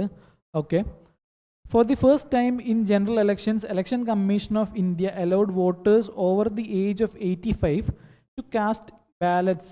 Ballot വോട്ടിങ്ങിന് അനുവദിച്ചു from their Holmes in 2024 എന്ന് പറയുന്നുണ്ട്. അപ്പം okay, 3rd statement നോക്കാം. 2024 Lok Sabha elections is the longest ever in Indian history in terms of number of days എന്ന് പറയുന്നുണ്ട്. Okay, ഇത് മൂന്നും ഒരു ഫാക്ച്വൽ കാര്യമാണ്. നിങ്ങൾ ഈ ഒരു 2024 ഇലക്ഷനെ കുറിച്ചിട്ടുള്ളൊരു ട്രിവ്യൽ ഇൻഫർമേഷൻസ് അല്ലെങ്കിൽ ട്രിവ്യൽ ഫാക്ട്സ് ഇതുപോലത്തെ എവിടെയെങ്കിലും വായിച്ചിട്ടുണ്ടെങ്കിൽ ചെയ്യാൻ വേണ്ടി പറ്റും. ഇവിടെ 2nd സ്റ്റേറ്റ്മെൻറ്റ് കുറച്ചും കൂടിയും പ്രോമിനൻ്റ് ആയിട്ട് കേട്ടിരുന്ന ഒരു കാര്യമായിരുന്നു. ഇപ്രാവശ്യം അങ്ങനെ സമ്മതിച്ചിട്ടുണ്ടായിരുന്നു. ഫസ്റ്റ് 1 ആൻഡ് 3rd 1 തെറ്റാണ്. കാരണം ഫസ്റ്റ് 1 97 crore ആണ് എൻറോൾ ചെയ്തിട്ടുണ്ടായിരുന്നത് ഇപ്രാവശ്യം. ആൻഡ് 3rd 1 ഇതല്ല, നമ്മുടെ 1951 ആ ഒരു ഇലക്ഷനാണ് ഏറ്റവും ലോങ്ങസ്റ്റ് ആയിട്ടുള്ള ഇലക്ഷനായിട്ട് വന്നിരിക്കുന്നത്. ഇത് സെക്കൻഡ് ലോങ്ങസ്റ്റ് ഇലക്ഷനാണ് നമ്മുടെ ഇന്ത്യൻ ഹിസ്റ്ററിയുടെ, അതായത് നമ്മുടെ ഒരു ഡെമോക്രസിയുടെ ഒരു ഹിസ്റ്ററി വെച്ച് നോക്കുമ്പോൾ സെക്കൻഡ് ലോങ്ങസ്റ്റ് ആണ് വന്നിരിക്കുന്നത്. 25th കറക്റ്റ് ചോദിച്ചിരിക്കുന്നതുകൊണ്ട് തന്നെ ഓപ്ഷൻ എ ആണ് ആൻസർ ആയിട്ട് വരുന്നത്. ഓൺലി 1 ആണ് കറക്റ്റ് ആൻസർ. ഓക്കെ, 26th ക്വസ്റ്റ്യനിലേക്ക് നമുക്ക് പോവാം. With reference to finance commission of India. Okay, the constitution of India mandates that the finance commission shall be a 5-member body. Okay, അപ്പോൾ അവിടെ അത് ശരിയാണല്ലേ, കാരണം ഒരു ചെയർപേഴ്സണും ഉണ്ടാവും, പിന്നെ 4 others എന്നാണ് പറയുന്നത്. അപ്പോൾ അതുകൊണ്ട് തന്നെ കോൺസ്റ്റിറ്റ്യൂഷൻ അത് പറയുന്നുണ്ട്. The constitution of India mandates that chairperson of the commission shall be having expertise in public affairs. അപ്പോൾ ഇവിടെ ആക്ച്വലി ഇത്ര വരെ ശരിയാണ്, പബ്ലിക് അഫയേഴ്സിൽ വേണമെന്നുള്ളത്. പക്ഷേ ഇത് കോൺസ്റ്റിറ്റ്യൂഷൻ ഓഫ് ഇന്ത്യ അല്ല പറയുന്നത്. കോൺസ്റ്റിറ്റ്യൂഷൻ ഓഫ് ഇന്ത്യ ഇത് പാർലമെൻറ്റിനെയാണ് എൻട്രസ്റ്റ് ചെയ്തേക്കുന്നത്. ഈ ഒരു ഫൈനാൻസ് കമ്മീഷൻ്റെ ആളുകളുടെ ക്വാളിഫിക്കേഷൻ എന്തൊക്കെയാണെന്ന് ഡിഫൈൻ ചെയ്യണം എന്ന് പറഞ്ഞിട്ട്, അങ്ങനെ പാർലമെൻറ്റ് കൊടുന്ന ഒരു ആക്റ്റിലാണ് ഈ ഒരു കാര്യം മെൻഷൻ ആയേക്കുന്നത്. അപ്പോൾ സെക്കൻഡ് സ്റ്റേറ്റ്മെൻറ്റ് ഇവിടെ തെറ്റാണ്. തേർഡ് എന്താണ്? The finance commission act 1951 provides that members of the commission are eligible for reappointment എന്ന് പറയുന്നുണ്ട്. ഓക്കെ, അപ്പോൾ ഇവിടെ ഈ ഒരു നിങ്ങൾക്ക് ഫൈനാൻസ് കമ്മീഷനെ കുറിച്ചിട്ടുള്ള കറണ്ട് അഫയേഴ്സൊക്കെ നിങ്ങൾ പഠിച്ചിട്ടുണ്ട് എന്നുണ്ടെങ്കിൽ ഇത് ഈസിലി ചെയ്യാൻ പറ്റുന്ന കാര്യമാണ്. കാരണം ഫൈനാൻസ് കമ്മീഷണേഴ്സ് പലപ്പോഴും റീഅപ്പോയിൻമെൻറ്റ് ചെയ്യാറുണ്ട്. അപ്പോൾ അതുകൊണ്ട് തേർഡ് സ്റ്റേറ്റ്മെൻറ്റ് ശരിയാണ്. 1ഉം 3ഉം ശരിയാണ്. കറക്റ്റ് ചോദിച്ചിരിക്കുന്നതുകൊണ്ട് തന്നെ ഓപ്ഷൻ ബി ഓൺലി 2 ആണ് ഇവിടെ റൈറ്റ് ആയിട്ട് വന്നിരിക്കുന്നത്. ഓക്കെ, ഇനി 27th ക്വസ്റ്റ്യനിലേക്ക് നമുക്ക് പോവാം. According to constitution of India, attorney general has the right to speak in both houses of parliament. ഇത് വളരെ സിമ്പിളായിട്ട് നിങ്ങൾക്ക് ചെയ്യാൻ പറ്റുന്ന ഒരു സ്റ്റേറ്റ്മെൻ്റ് ആണ്. ഇത് ശരിയാണല്ലേ, കാരണം മിനിസ്റ്റേഴ്സിനും അറ്റോർണി ജനറലിനും ഈ ഒരു എന്താ പറയുക, നമുക്കൊരു പ്രിവിലേജ് ആയിട്ട് കൊടുത്തിട്ടുണ്ട്. പിന്നെ സെക്കൻഡ് സ്റ്റേറ്റ്മെൻറ്റ് എന്താ പറയുന്നത്? Attorney general is appointed by the president of India and holds the office during the pleasure of president. അതും ശരിയാണല്ലേ, കാരണം അറ്റോർണി ജനറലിന് അങ്ങനെ പ്രത്യേകിച്ച് ഒരു ടെന്യൂർ ഒന്നും മെൻഷൻ ചെയ്യുന്നില്ല. പ്രസിഡന്റ് അപ്പോയിൻറ്റ് ചെയ്യുന്നു, പ്രസിഡന്റ് ഒരു പ്ലഷറിലാണ് അവർ ഓഫീസ് ഹോൾഡ് ചെയ്യുന്നത്. അപ്പോൾ 2 സ്റ്റേറ്റ്മെൻറ്റ് ശരിയാണ്. പക്ഷേ ഇതിൻ്റെ പ്രോപ്പറായിട്ട് എക്സ്പ്ലനേഷൻ ആണെന്ന് നമുക്ക് പറയാൻ പറ്റില്ല. അങ്ങനെ പ്രസിഡന്റ് അപ്പോയിൻറ്റ് ചെയ്തുകൊണ്ടല്ല അങ്ങനെ ഒരു കാര്യം ചെയ്യുന്നത്. അപ്പോൾ അതുകൊണ്ട് തന്നെ 27th ആൻസർ ഓപ്ഷൻ ബി ആണ് വരുന്നത്. സ്റ്റേറ്റ്മെൻറ്റ് 1ഉം 2ഉം ശരിയാണ്, പക്ഷേ സ്റ്റേറ്റ്മെൻറ്റ് 2 സ്റ്റേറ്റ്മെൻറ്റ് 1ൻ്റെ പ്രോപ്പർ എക്സ്പ്ലനേഷൻ ആണെന്ന് പറയാൻ പറ്റില്ല. 28th ക്വസ്റ്റ്യൻ നോക്കാം. ദ കോൺസ്റ്റിറ്റ്യൂഷണൽ അമെൻമെൻറ്റ് 97th അമെൻമെൻറ്റിനെ കുറിച്ച് സംസാരിക്കുന്നത്. Made changes in how many of the following parts of constitution. അപ്പോൾ 97th അമെൻമെൻറ്റ് എന്തിനെ കുറിച്ചിട്ടുള്ളതായിരുന്നു? കോപ്പറേറ്റീവ് യൂണിയനെ കുറിച്ചിട്ടുള്ള ഒരു അമെൻമെൻ്റ് ആയിരുന്നു അല്ലേ. അപ്പം ഇത് ഏതൊക്കെ പാർട്ടിലാണ് മാറ്റങ്ങൾ വന്നിരിക്കുന്നതാണ് ചോദിച്ചിരിക്കുന്നത്. അപ്പം ഇത് ഈസിലി നമുക്ക് ചെയ്യാൻ പറ്റും, കാരണം ഫണ്ടമെൻ്റൽ റൈറ്റ്സിൽ ആർട്ടിക്കിൾ 19 ഒരു മാറ്റം വരുത്തിയ കാര്യം നിങ്ങൾ ഫണ്ടമെൻ്റൽ റൈറ്റ്സ് പഠിക്കുമ്പോൾ പഠിച്ചിട്ടുണ്ടായിരിക്കും. അഗെയിൻ DPSPയിലാണെങ്കിലും അവർ ആ ഒരു സെയിം മാറ്റങ്ങൾ വരുത്തിയിട്ടുണ്ടായിരുന്നു. അപ്പോൾ ഈ ഒരു 2 പ്രൊവിഷനിലാണ് മാറ്റം വരുത്തിയിരിക്കുന്നത്. ഫണ്ടമെൻ്റൽ ഡ്യൂട്ടീസിൽ ഒരിക്കലും ആ ഒരു കാര്യം കൊണ്ടുവന്നിട്ടില്ല. ഓക്കെ, അപ്പം ഇവിടെ ഓൺലി 2 ആണ് ആൻസർ ആയിട്ട് വരുന്നത്. ഫണ്ടമെൻ്റൽ റൈറ്റ്സിലും DPSPയിലുമാണ് 97th അമെൻമെൻറ്റിൽ ഒരു ചേഞ്ചസ് കൊണ്ടുവന്നേക്കുന്നത്. ഓക്കെ, 29ലേക്ക് നമുക്ക് പോവാം. Consider the following statements regarding official languages. Official ലാംഗ്വേജിനെ കുറിച്ചാണ് ചോദിക്കുന്നത്. While choosing its official language, choice of a state is limited to the languages enumerated in the 8th schedule of the constitution of India. നിങ്ങൾ ലക്ഷ്മികാന്തിൽ ഈ ഒരു official ലാംഗ്വേജിനെ കുറിച്ചുള്ള കാര്യം പഠിച്ചിട്ടുണ്ടെന്നുണ്ടെങ്കിൽ ഇത് തെറ്റാണെന്നുള്ള കാര്യം അറിയാം. കാരണം അങ്ങനെ ഒരു റെസ്ട്രിക്ഷൻ ഇല്ല സ്റ്റേറ്റിന്. ഈ ഒരു എന്താ പറയുക, നമ്മുടെ 8th ഷെഡ്യൂളിലുള്ള ഒഫീഷ്യൽ ലാംഗ്വേജസിനെ മാത്രമേ അവരെ ഒഫീഷ്യൽ ലാംഗ്വേജ് ആക്കാൻ പറ്റൂ എന്നൊന്നും ഇവിടെയും പറയുന്നില്ല. A state can recognise more than 1 languages as its official language എന്ന് പറയുന്നതും ശരിയാണ്. ആ ഒരു സ്റ്റേറ്റ്മെൻറ്റ് ശരിയാണ്. അപ്പോൾ 29th answer option B 2 only ആണ് വരുന്നത്. അപ്പോൾ ഈ ഒഫീഷ്യൽ ലാംഗ്വേജുമായിട്ട് ബന്ധപ്പെട്ടിട്ട് ഈ മൈനോറിറ്റീസ്, അങ്ങനെ ഒരു ലിംഗ്വിസ്റ്റിക് മൈനോറിറ്റീസ് ഉണ്ടെങ്കിൽ അവർക്ക് എന്തൊക്കെ റൈറ്റ്സ് ഉണ്ട്, അതൊക്കെ എന്താണെന്നുള്ള കാര്യങ്ങളൊക്കെ ഒന്ന് നോക്കി വെക്കാൻ വേണ്ടി ശ്രദ്ധിക്കാം. Okay, 30th question. Consider the following materials. Graphene, Kevlar, carbon nano tubes. Which of the above are considered advanced materials with exceptional strength along with high conductivity എന്ന് പറയുന്നുണ്ട്. അപ്പം ഇവിടെ ഓപ്ഷൻസ് നമുക്ക് എലിമിനേഷന് വേണ്ടിയിട്ടുള്ളൊരു രീതിയിലൊരു ഓപ്ഷനാണ് തന്നിരിക്കുന്നത്. അപ്പം കെവ്ലാർ എന്ന് പറയുന്നൊരു കാര്യം നിങ്ങൾ കേട്ടിട്ടുണ്ടായിരിക്കുമല്ലേ. കെവ്ലാർ എന്ന് പറയുന്നത് പൊതുവേ ഈ ബുള്ളറ്റ് പ്രൊട്ടക്ഷൻ അങ്ങനത്തെ കാര്യങ്ങളൊക്കെ ആയിട്ട് ബന്ധപ്പെട്ടുള്ളതാണ്. അല്ലെങ്കിൽ നമ്മളുടെ ഫോണിൻ്റെ കേസുകളൊക്കെ ആണെന്നുണ്ടെങ്കിലും കെവ്ലാർ ഒരു ലെവലിലേക്കുള്ള പ്രൊട്ടക്ഷൻ കൊടുക്കുന്നു എന്നൊക്കെ പറയുന്ന അഡ്വർടൈസ്മെൻറ്റ്സ് കണ്ടിട്ടുണ്ടായിരിക്കും. അപ്പം ഇതൊരിക്കലും നമുക്ക് എന്താണ് ഈ ഹൈ കണ്ടക്ടിവിറ്റീനെ കണക്ട് ചെയ്യാൻ വേണ്ടി നമുക്ക് പറ്റില്ല. അപ്പോൾ അതുകൊണ്ട് തന്നെ സെക്കൻഡ് വൺ തെറ്റാണ്.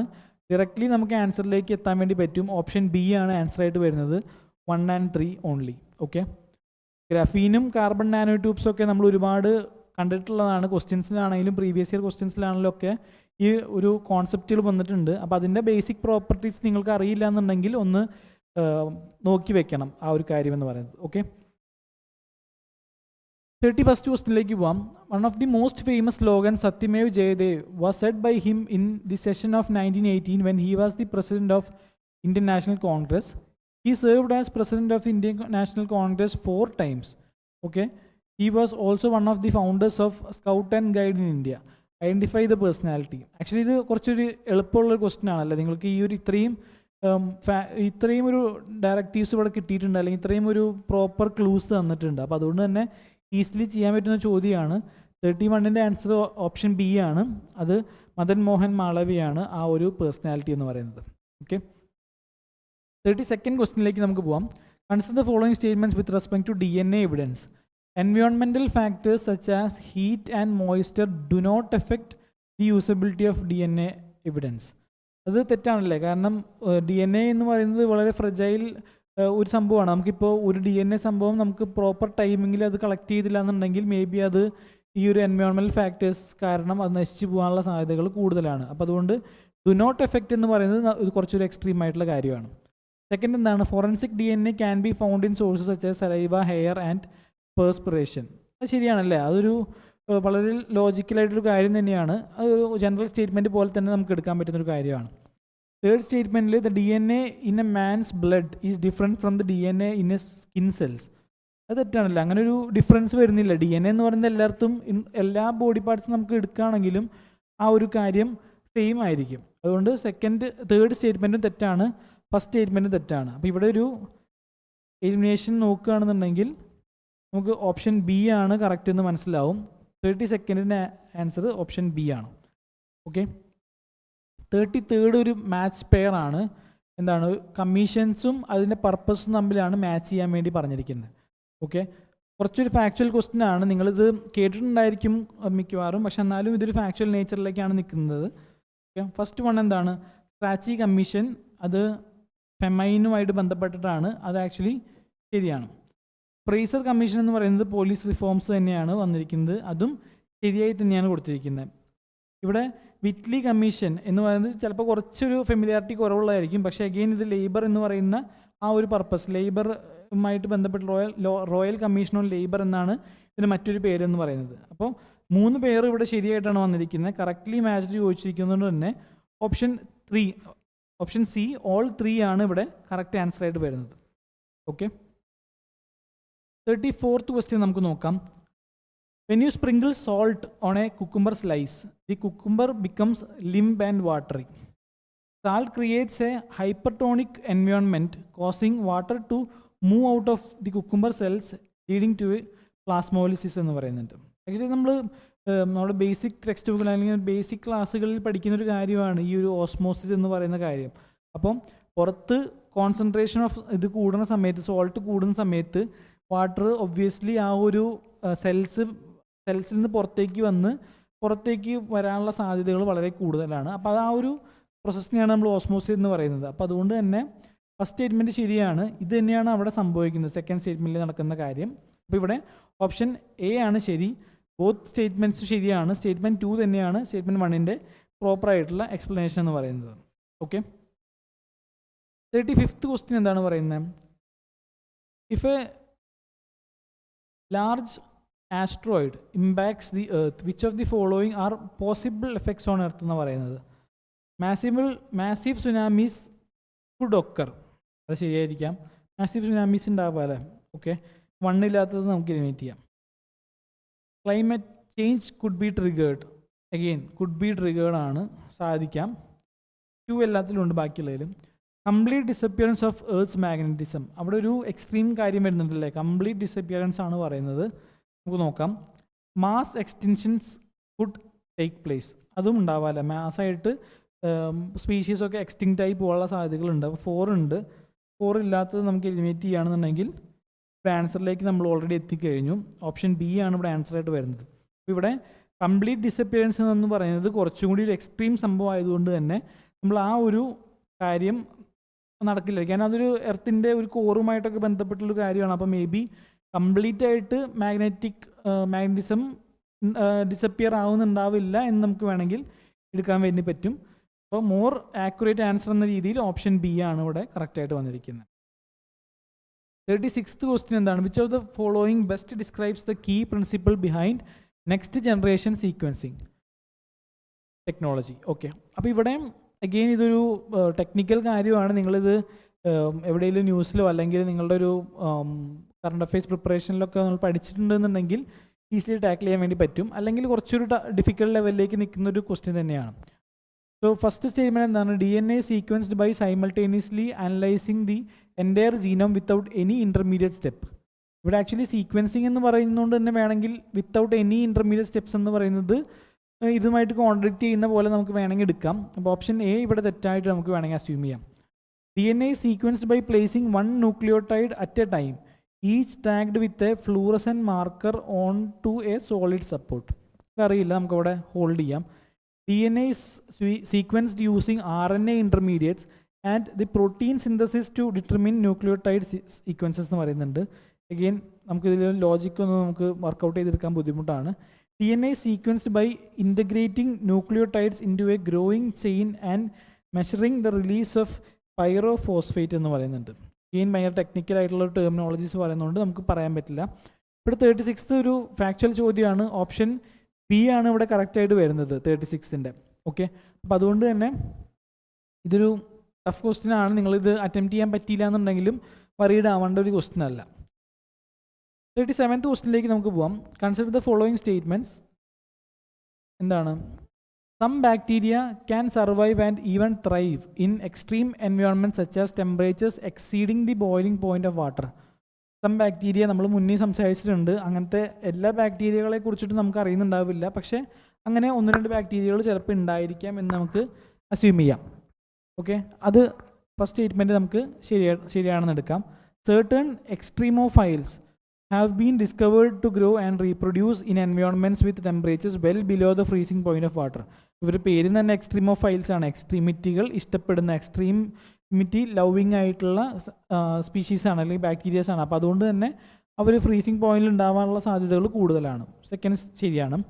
തേർഡ് വൺ എന്താ പറയുന്നത്? Certain microorganisms such as acidophilic bacteria can flourish in highly acidic environments with a pH below 3.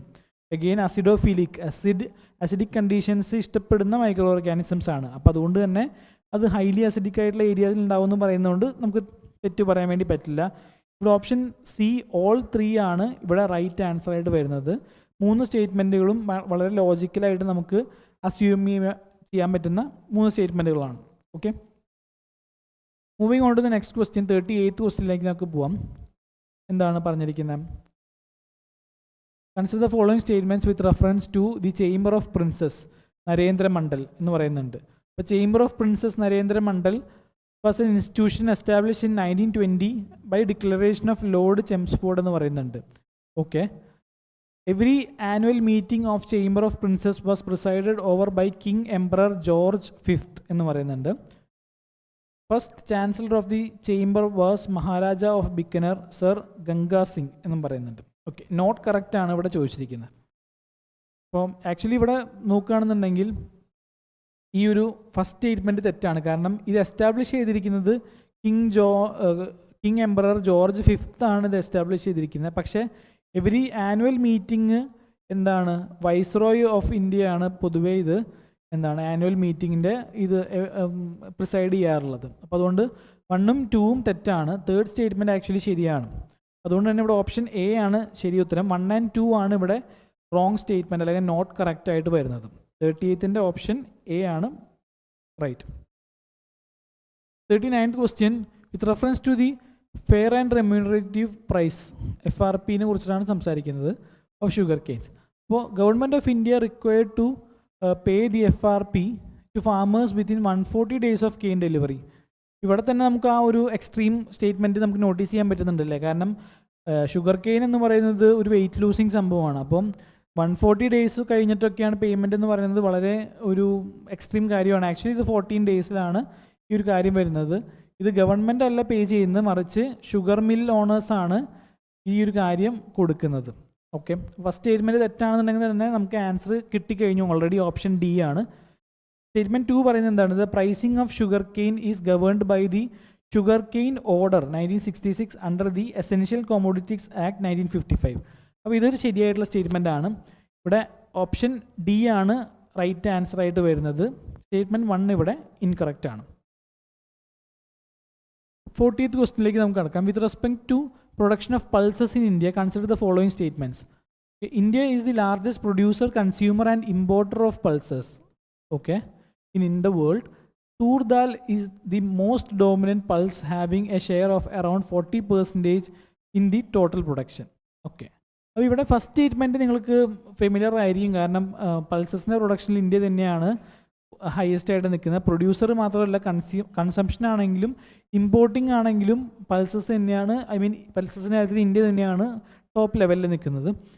Second statement actually തെറ്റാണ്. തൂർ ദാല അല്ല, ഗ്രീൻ ഗ്രാം പോലത്തെ ഒരുപാട് കുറച്ചുകൂടി ഡോമിനൻ്റ് ആയിട്ടുള്ള പൾസ് നമ്മളുടെ നാട്ടിലുണ്ട്. അപ്പോൾ അതുകൊണ്ട് തന്നെ തൂർ ദാല അല്ല മോസ്റ്റ് ഡോമിനൻ്റ് പൾസ് ആയിട്ട് വരുന്നത്. ഓക്കെ, അപ്പോൾ 40th ആൻസർ വരുന്നത് ഓപ്ഷൻ എ ആണ്. കറക്റ്റ് ചോദിച്ചിരിക്കുന്നതുകൊണ്ട് തന്നെ സ്റ്റേറ്റ്മെൻറ്റ് 1 ഓൺലി ആണ് ഇവിടെ കറക്റ്റായിട്ട് വരുന്നത്. ഓക്കെ, ഈ 41st ക്വസ്റ്റിനിലേക്ക് നമുക്ക് പോവാം. ഓക്കെ, ഇവിടെ എന്താണ് പറഞ്ഞിരിക്കുന്നത്? കുറച്ച് സൈറ്റുകൾ തന്നിട്ടുണ്ട്, അതിൻ്റെ കറസ്പോണ്ടിങ് സ്റ്റേറ്റ് അല്ലെങ്കിൽ UT ആയിട്ട് പെയർ ചെയ്യാനാണ് ചോദിച്ചിരിക്കുന്നത്. അപ്പോൾ ഇവിടെ ബുർസാവും എന്താണ് ജമ്മു ആൻഡ് കാശ്മീർ പറയുന്നുണ്ട്, ചിരാന്ത് ബീഹാറാണെന്ന് പറയുന്നുണ്ട്, ബ്രഹ്മഗിരി കർണാടക, ഹല്ലൂർ തമിഴ്നാടു എന്ന് പറയുന്നുണ്ട്. ഓക്കെ, അപ്പം ഇത് ആക്ച്വലി വളരെ ബേസിക് ആയിട്ടുള്ള ഇൻഫർമേഷനാണ്. നമ്മളുടെ NCERT ടെക്സ്റ്റ് ബുക്കുകൾ കൊടുത്തിരിക്കുന്ന ആ ഒരു സൈറ്റ്, അതായത് നമ്മളുടെ നിയോലിത്തിക് ആയിട്ടുള്ള സൈറ്റുകൾ ഏതൊക്കെയാണെന്ന് കാണിക്കുന്ന മാപ്പിൽ വളരെ പ്രോമിനൻ്റ് ആയിട്ട് നിൽക്കുന്ന ഏരിയാസാണ് ഇതൊക്കെ. അപ്പം ബുർസാവും ജമ്മു കാശ്മീർ എന്ന് പറയുന്നത് ശരിയാണ്. ചിരന്ത് എന്ന് പറയുന്നത് ബീഹാറിൽ തന്നെയാണ്. ബ്രഹ്മഗിരി ആൻഡ് ഹല്ലൂർ രണ്ടും കർണാടകയിലാണ് ഉള്ളത്. അപ്പോൾ ഇവിടെ 4th പെയറാണ് തെറ്റായിട്ട് വരുന്നത്. 4th പെയർ തെറ്റാണെന്നുണ്ടെങ്കിൽ തന്നെ എലിമിനേഷൻ വഴി നമുക്ക് ആൻസറിലേക്ക് എത്താൻ പറ്റും. ഓപ്ഷൻ സി ആണ് ഇവിടെ റൈറ്റ് ആൻസർ ആയിട്ട് വരുന്നത് 41st. ഓക്കെ, നിങ്ങൾ ഇതൊക്കെ എവിടെയാണെന്ന് മാപ്പിലൊന്ന് ഐഡൻറ്റിഫൈ ചെയ്ത് വെക്കണം. ആൻഡ് അഗെയിൻ ഈ സൈറ്റുകൾക്ക് എന്തെങ്കിലും സ്പെഷ്യാലിറ്റീസ് ഉണ്ടോ എന്നുള്ള കാര്യവും നിങ്ങൾ റിവൈസ് ചെയ്യാൻ വേണ്ടി ശ്രദ്ധിക്കാം. 42nd ക്വസ്റ്റ്യൻ എന്താണ്? ടൗൺ പ്ലാനിങ് ഓഫ് ഹാരപ്പൻ സിവിലൈസേഷനെ കുറിച്ചാണ് ചോദിച്ചിരിക്കുന്നത്. Chanhudaro lying on bank of the river Ravi as the tallest fortified citadel എന്ന് പറയുന്നുണ്ട്. Dholavira lying on the banks of the Luni is the only site divided into 3 parts എന്ന് പറയുന്നു. Banawali lying on banks of Ghaggar is the only city with radial streets. അപ്പോൾ ഇവിടെ നിങ്ങൾക്ക് basic ആയിട്ട് information ഉണ്ടെങ്കിൽ തന്നെ എലിമിനേഷൻ വഴി ആൻസറിലേക്ക് എത്താൻ വേണ്ടി പറ്റും. ചന്നുദാരോ എന്ന് പറയുന്നത് റിവർ രവിയുടെ ബാങ്ക്സിലല്ല അത് ലൈ ചെയ്യുന്നത്, ഇൻഡസിൻ്റെയാണ്. ഓക്കെ, ആൻഡ് അതൊരു ടോളസ്റ്റ് ഫോർട്ടിഫൈഡ് സിറ്റഡൽ അല്ല, നേരെ മറിച്ച് the only IVC site without a fortified സിറ്റഡലാണ് ചന്നുദാരോ എന്ന് പറയുന്നത്. അപ്പോൾ ഫസ്റ്റ് സ്റ്റേറ്റ്മെൻറ്റ് തെറ്റാണെന്ന് അറിയണമെങ്കിൽ തന്നെ നിങ്ങൾക്ക് ഇത് എലിമിനേറ്റ് ചെയ്ത് നേരെ ഓപ്ഷൻ സിയിൽ ആണ് കറക്റ്റ് ആൻസർ എന്നുള്ള കാര്യം മനസ്സിലാക്കാൻ വേണ്ടി പറ്റും. ഓക്കെ, അപ്പോൾ ബാക്കി 2 സ്റ്റേറ്റ്മെൻറ്റുകളും കൂടി ഒന്ന് നോക്കി വെക്കുക. ധോളവീരയാണ് only site divide into 3 parts, ബനാവലിയിൽ റേഡിയൽ സ്ട്രീറ്റ്സ് ഉള്ള ഓൺലി ലൊക്കേഷൻ ആണെന്ന് ഉള്ള കാര്യം കൂടി ഒന്ന് മനസ്സിൽ വെക്കുക. Okay, 43rd question. In Rigveda the term Rita holds significant importance, what does it mean? അപ്പോൾ ഇത് ആക്ച്വലി ഒരു UPSC പ്രീവിയസ് ഇയർ ക്വസ്റ്റ്യൻ ആണ്. അപ്പോൾ ഋത ആൻഡ് ധർമ്മ എന്ന് പറയുന്നതാണ് ആ 2 ടേംസ് എന്ന് പറയുന്നത്. അപ്പോൾ ഇവിടെ ആൻസർ ആയിട്ട് വരുന്നത് ഓപ്ഷൻ ബി ആണ്. The principle of natural order that regulates and coordinates the operation of the universe എന്നാണ് ആ ഒരു കാര്യം വരുന്നത്. Okay, moving on to the 44th question. This ruler often referred to as the Ashoka of the south and compared to the Gupta king Vikramaditya established a new capital city at Manekeda. He defeated the eastern Chalukyas and maintained friendly relations with neighboring states. A follower of Jainism, he authored the Sanskrit work Prashnottara Ratnamalika. Identify the ruler എന്ന് പറഞ്ഞിരിക്കുന്നത്. അപ്പോൾ ഈ ഒരു final fact വരെ നിങ്ങൾക്കിത് വായിക്കാൻ പറ്റിയെന്നുണ്ടെങ്കിൽ easily ഇത് tackle ചെയ്യാൻ വേണ്ടി പറ്റുമല്ലേ? അല്ലെങ്കിൽ ഈ ഒരു ക്യാപിറ്റൽ സിറ്റീനെ കുറിച്ച് കേൾക്കുകയാണെന്നുണ്ടെങ്കിലും നിങ്ങൾക്ക് ഈസിലി ഇത് ചെയ്യാൻ പറ്റും. ഇത് ആക്ച്വലി ആൻസർ ഇവിടെ വരുന്നത് ഓപ്ഷൻ സി ആണ്. അമോഘവർഷ 1 ആണ് ഇവിടെ മെൻഷൻ ചെയ്തിരിക്കുന്ന ഈ ഒരു ലീഡർ എന്ന് പറയുന്നത്.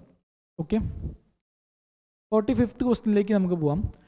വിത്ത് reference to Indian history consider the following texts. Parishishtaparvan, Sarvartha Siddhi, Kalpasutra, Nettipakarana എന്ന് പറയുന്ന 4 ടെക്സ്റ്റുകൾ തന്നിട്ടുണ്ട്. ഇതിൽ ഏതൊക്കെയാണ് ജൈന ടെക്സ്റ്റുകൾ എന്നാണ് ചോദ്യം. ഓക്കെ, അപ്പോൾ ഇതൊരു പ്രീവിയസ് ഇയർ ക്വസ്റ്റ്യൻ നിങ്ങൾ പ്രോപ്പറായിട്ട് അനലൈസ് ചെയ്തിട്ടുണ്ടെന്നുണ്ടെങ്കിൽ നിങ്ങൾക്ക് ഈസിലി എലിമിനേറ്റ് ചെയ്യാൻ പറ്റുന്ന, അല്ലെങ്കിൽ എലിമിനേറ്റ് ചെയ്ത് 50-50ലേക്ക് എത്താൻ പറ്റുന്ന ചോദ്യമാണ്. ഇവിടെ നെറ്റിപകരണ എന്ന് പറയുന്നത് ബുദ്ധിസ്റ്റ് ടെക്സ്റ്റാണ്. 4th വൺ എലിമിനേറ്റ് ചെയ്യുകയാണെന്നുണ്ടെങ്കിൽ നിങ്ങൾക്ക് 50-50ലേക്ക് എത്താൻ വേണ്ടി പറ്റും. 2nd വൺ മാത്രമാണ് ഇവിടെ ഒരു ക്വസ്റ്റ്യനിലുള്ള കാര്യം എന്ന് പറയുന്നത്. സർവാർത്ഥ സിദ്ധി ഇൻഫാക്റ്റ് ഒരു ജൈന ടെക്സ്റ്റ് തന്നെയാണ്. അപ്പോൾ ഇവിടെ ആൻസർ വരുന്നത് ഓപ്ഷൻ എ ആണ്. 45A ആണ് ആൻസർ ആയിട്ട് വരുന്നത്. ഓക്കെ, അപ്പോൾ ഈ ഒരു ടെക്സ്റ്റുകളുടെ മറ്റ് ഡീറ്റെയിലിനെ കുറിച്ചിട്ട് നിങ്ങൾ നമ്മുടെ കീ നോക്കിയിട്ട് പഠിച്ച് വയ്ക്കുക. ഒരു റെക്കഗ്നീഷൻ എന്നുള്ളൊരു ആസ്പെക്റ്റിലേക്ക് നിങ്ങൾക്കിത് റീകോൾ ചെയ്യാൻ വേണ്ടി പറ്റണം ആ ഒരു സ്ഥലത്തെത്തുന്ന സമയത്ത്. 46th question. Consider the following statements regarding the events in the life of Shivaji Maharaj.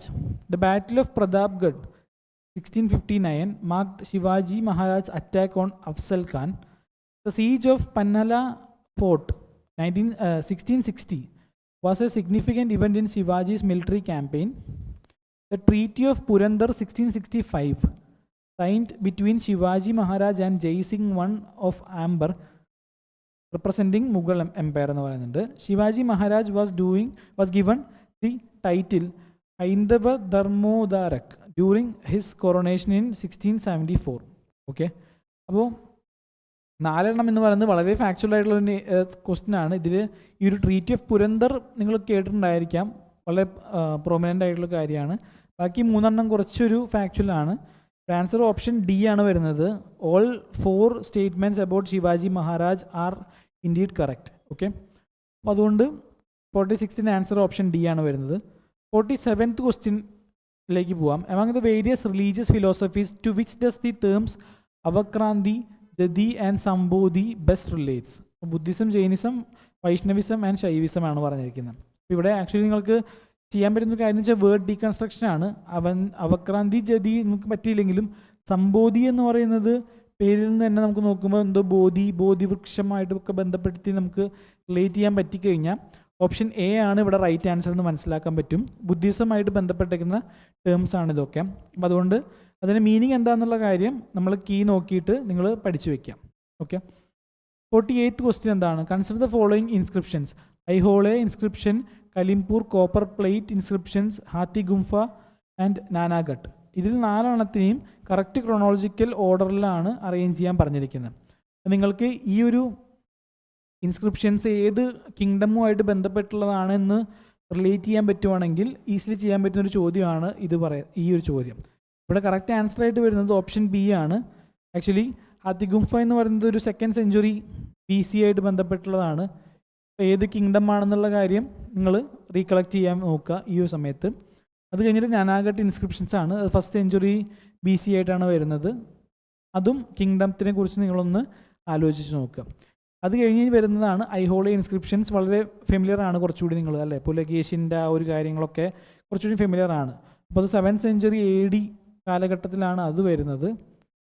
And ലാസ്റ്റാണ് കലിംപൂർ കോപ്പർ പ്ലേറ്റ് ഇൻസ്ക്രിപ്ഷൻസ് വരുന്നത്. അപ്പോൾ അത് കുറച്ചുകൂടി ഫെമിലിയാരിറ്റി കുറഞ്ഞ ഒരു ഇൻസ്ക്രിപ്ഷൻ ആയിരിക്കും. അപ്പോൾ അത് ആരുമായിട്ട് ബന്ധപ്പെട്ടുള്ളതാണെന്നുള്ളത് ഈ നോക്കി പഠിക്കുക. ഇതൊരു 8th century AD കാലഘട്ടത്തിലാണ് ആ ഒരു കാര്യം വരുന്നത്.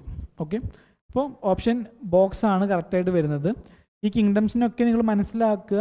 അഗെയിൻ ആ കിങ്ഡംസിൻ്റെ ലൊക്കേഷൻസും കൂടി മാപ്പിലൊന്ന് അറേഞ്ച് ചെയ്ത് വെക്കുക. ആ കിങ്ഡത്തിൻ്റെ മേജറായിട്ട് വല്ല സിറ്റി ഉണ്ടായിരുന്നോ, അല്ലെങ്കിൽ അവരുടെ ക്യാപിറ്റൽ ഏതൊക്കെയായിരുന്നു, ഓർ മേജർ റൂളേഴ്സ് ആരൊക്കെയാണെന്നുള്ള കാര്യം കൂടി ജസ്റ്റ് ഒന്ന് വായിച്ചു പോകാൻ വേണ്ടി ശ്രദ്ധിക്കാം.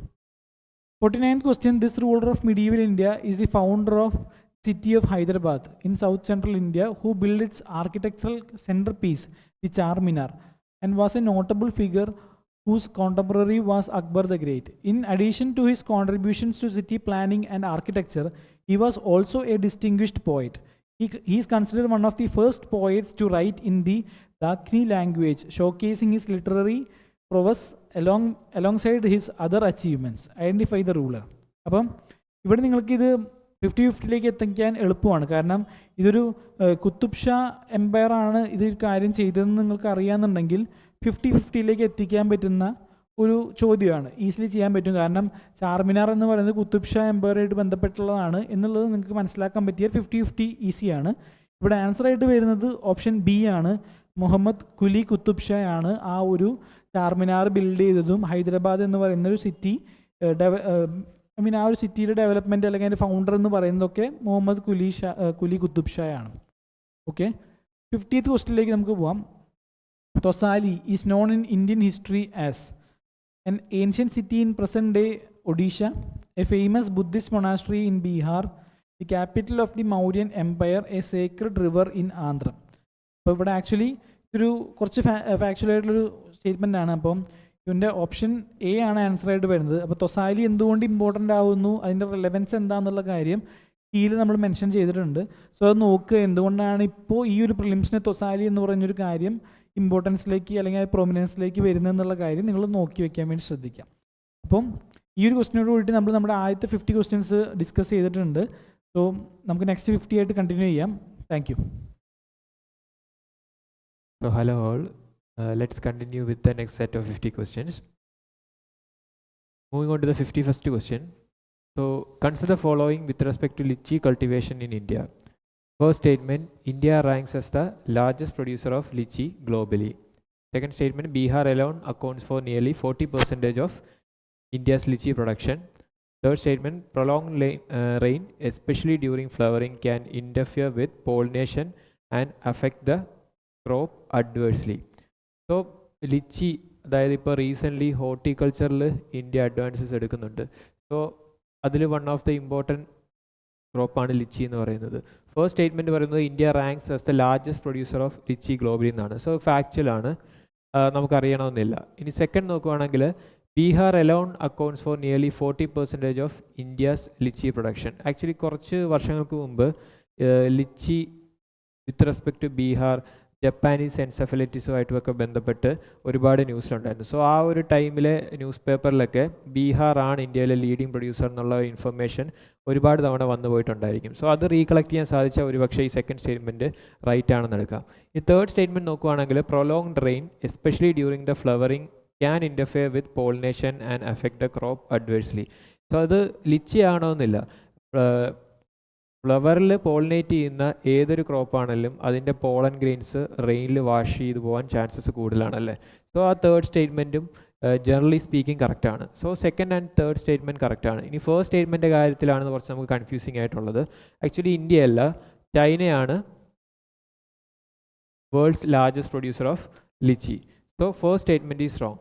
So that will narrow down the option to B, 2 and 3 only. So moving on to the 52nd question.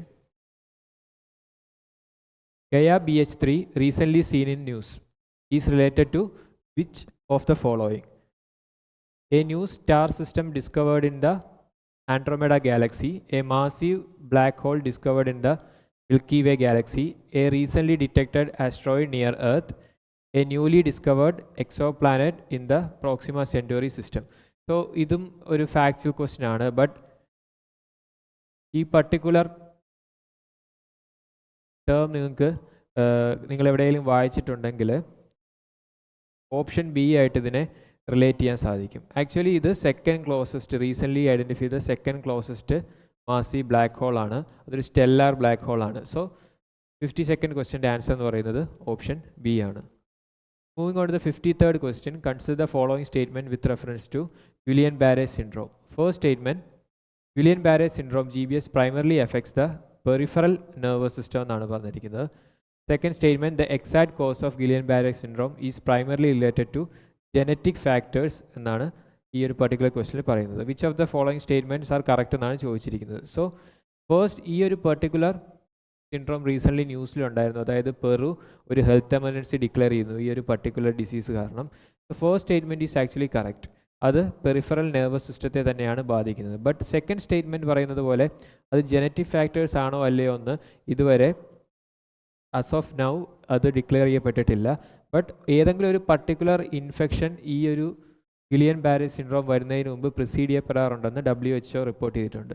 So second statement is wrong. So 53rd question answer is 1 only.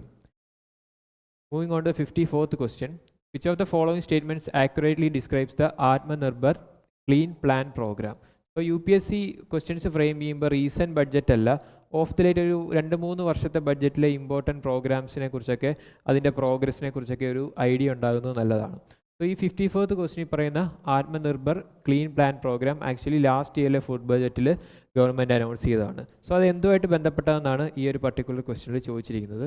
First statement, the program aims to establish clean plant centers exclusively for the cultivation of cereals and grains, ensuring self-sufficiency in staple food production. So staple food production already നമ്മൾ self-sufficient ആണല്ലേ. So ഈ ഒരു particular statement most probably തെറ്റാണ് chances. So അതവിടെ നിൽക്കട്ടെ. Second statement നോക്കുകയാണെങ്കിൽ the clean plan centres will be establish in PPP mode and will reduce the quarantine period for important plants from 2 years to 6 months. Okay, നമ്മൾ ഹോർട്ടിക്കൾച്ചറിനെ കുറിച്ച് പഠിക്കുമ്പോൾ നമ്മൾ പൊതുവേ ഇപ്പോൾ നമ്മൾ പോമോഗ്രാനൈറ്റിലാണെങ്കിലും ബനാനയിലാണെങ്കിലും പപ്പായാസിലാണെങ്കിലും ഒക്കെ മാംഗോസിലാണെങ്കിലും ഒക്കെ വേൾഡ്സ് ലീഡിങ് പ്രൊഡ്യൂസർ ആണെങ്കിലും ഡെസ്പൈറ്റ് ദാറ്റ് നമ്മുടെ പ്രൊഡക്ടിവിറ്റി വളരെ കുറവാണ്. അതിനൊരു കാരണമായിട്ട് പറയുന്നത് ക്വാളിറ്റി പ്ലാന്റിംഗ് മെറ്റീരിയൽസ് കിട്ടുന്നില്ല എന്നുള്ളതാണ്. Okay, private sector investment seed മേഖലയിലൊക്കെ വളരെ കുറവാണ്. ഓക്കെ, സോ അതൊക്കെ വെച്ച് കമ്പയർ ചെയ്ത് നോക്കുമ്പോൾ ഇമ്പോർട്ടഡ് പ്ലാന്റിംഗ് മെറ്റീരിയലിന് അസ് ഓഫ് നൗ ഉള്ള ആ ക്വാറന്റൈൻ പീരീഡ്, അതായത് ഒരു പർട്ടിക്കുലർ പ്ലാന്റ് മെറ്റീരിയൽ ഇന്ത്യയിലോട്ട് കൊണ്ടുവന്നു കഴിഞ്ഞാൽ അതിനെ ക്വാറന്റൈൻ വെക്കേണ്ട ആ ഒരു പീരീഡ് 2 നിന്ന് 6 കുറയ്ക്കാൻ സാധിക്കുമെന്നാണ്. ഇൻ PPP മോഡ് ഈ particular clean plan centres establish ചെയ്യുന്നുള്ള സാധിക്കുമെന്നാണ് സെക്കൻഡ് സ്റ്റേറ്റ്മെൻറ്റ് പറയുന്നത്. ഓക്കെ, ഈ തേർഡ് സ്റ്റേറ്റ്മെൻറ്റ് നോക്കുകയാണെങ്കിൽ the programme is design to enhance the export potential of India's horticultural produce by setting up clean plant centers for crops like wheat, rice, maize. So അതും particular കുറച്ച് ക്രോപ്സിലേക്ക് narrow down ചെയ്യുന്നതാണ്. എന്തുകൊണ്ട് അങ്ങനെ ഒരു particular 3 set of ക്രോപ്സിലോട്ട് narrow ചെയ്യാൻ എന്തെങ്കിലും ഒരു logical reason നിങ്ങൾക്ക് അസ്യൂം ചെയ്യാൻ പറ്റുന്നുണ്ടോ? ബിക്കോസ് നമ്മുടെ ടോപ്പ് 10 എക്സ്പോർട്ട് പ്രൊഡ്യൂസ് നോക്കുകയാണെങ്കിൽ ഒബ്വിയസ്ലി അതിൽ വീറ്റും റൈസും ഓൾറെഡി ഉണ്ട് അല്ലേ. സോ എന്തുകൊണ്ട് ഈ ഒരു പർട്ടിക്കുലർ ക്രോപ്പിലേക്ക് നാരോ ഡൗൺ ചെയ്യേണ്ട കാര്യമില്ല? ഓക്കെ, സോ ആ third statement most probably wrong ആയിരിക്കും. ഈ ഫോർത്ത് സ്റ്റേറ്റ്മെൻറ്റ് നോക്കുകയാണെങ്കിൽ the Atmanirbhar clean plan programme will primarily focus on genetically modifying crops to increase yield and disease resistance. So ഈ ബിയും ഡിയും ആയിരിക്കും മോസ്റ്റ് പ്രോബബ്ലി നമുക്ക് കുറച്ച് കൺഫ്യൂസിങ് ആയിട്ടുള്ളത്. ബട്ട് ഇവിടെയും ജനറ്റിക്കലി മോഡിഫൈയിങ് ക്രോപ്സ് എന്ന് പറഞ്ഞിട്ടുണ്ടല്ലേ. സോ GM ക്രോപ്സ് നമ്മൾ ആക്ച്വലി ഇന്ത്യയിൽ ഫുഡ് ക്രോപ്സിൽ ഇതുവരെ യൂസ് ചെയ്ത് തുടങ്ങിയിട്ടില്ല. സോ ഒബ്വിയസ്ലി മോസ്റ്റ് കറക്റ്റ് ആവാൻ ചാൻസസ് കൂടിയ ഓപ്ഷൻ എന്ന് പറയുന്നത് ഓപ്ഷൻ ബി ആണ്. Moving on to the 55th question.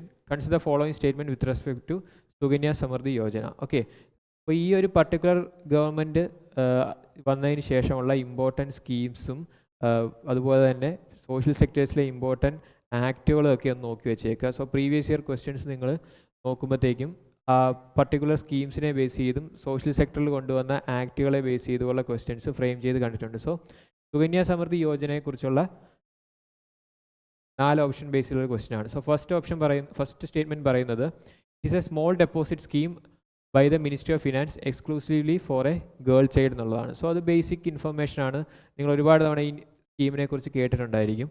Second, it is launched as part of Beti Bachao, Beti Padhao campaign. Yes, the scheme is meant to meet the education and marriage expenses of a girl child. അത് ഈ particular സ്കീമിൻ്റെ എയിമിൽ തന്നെ state ചെയ്തിട്ടുള്ള കാര്യമാണ്.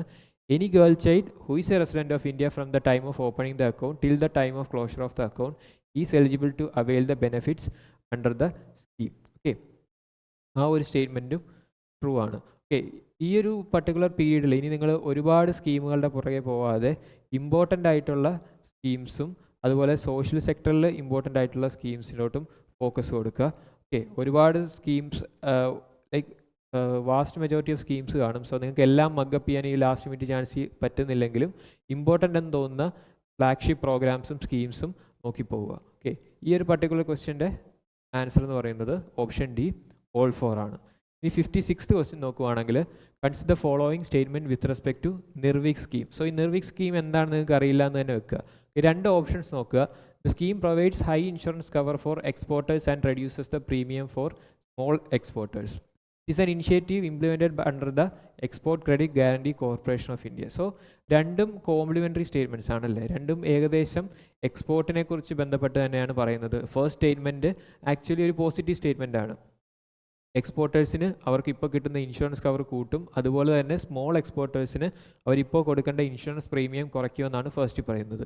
Second പറയുന്നത് ഈ particular initiative implement ചെയ്യുന്നത് Export Credit Guarantee Corporation of India ആണെന്നാണ്.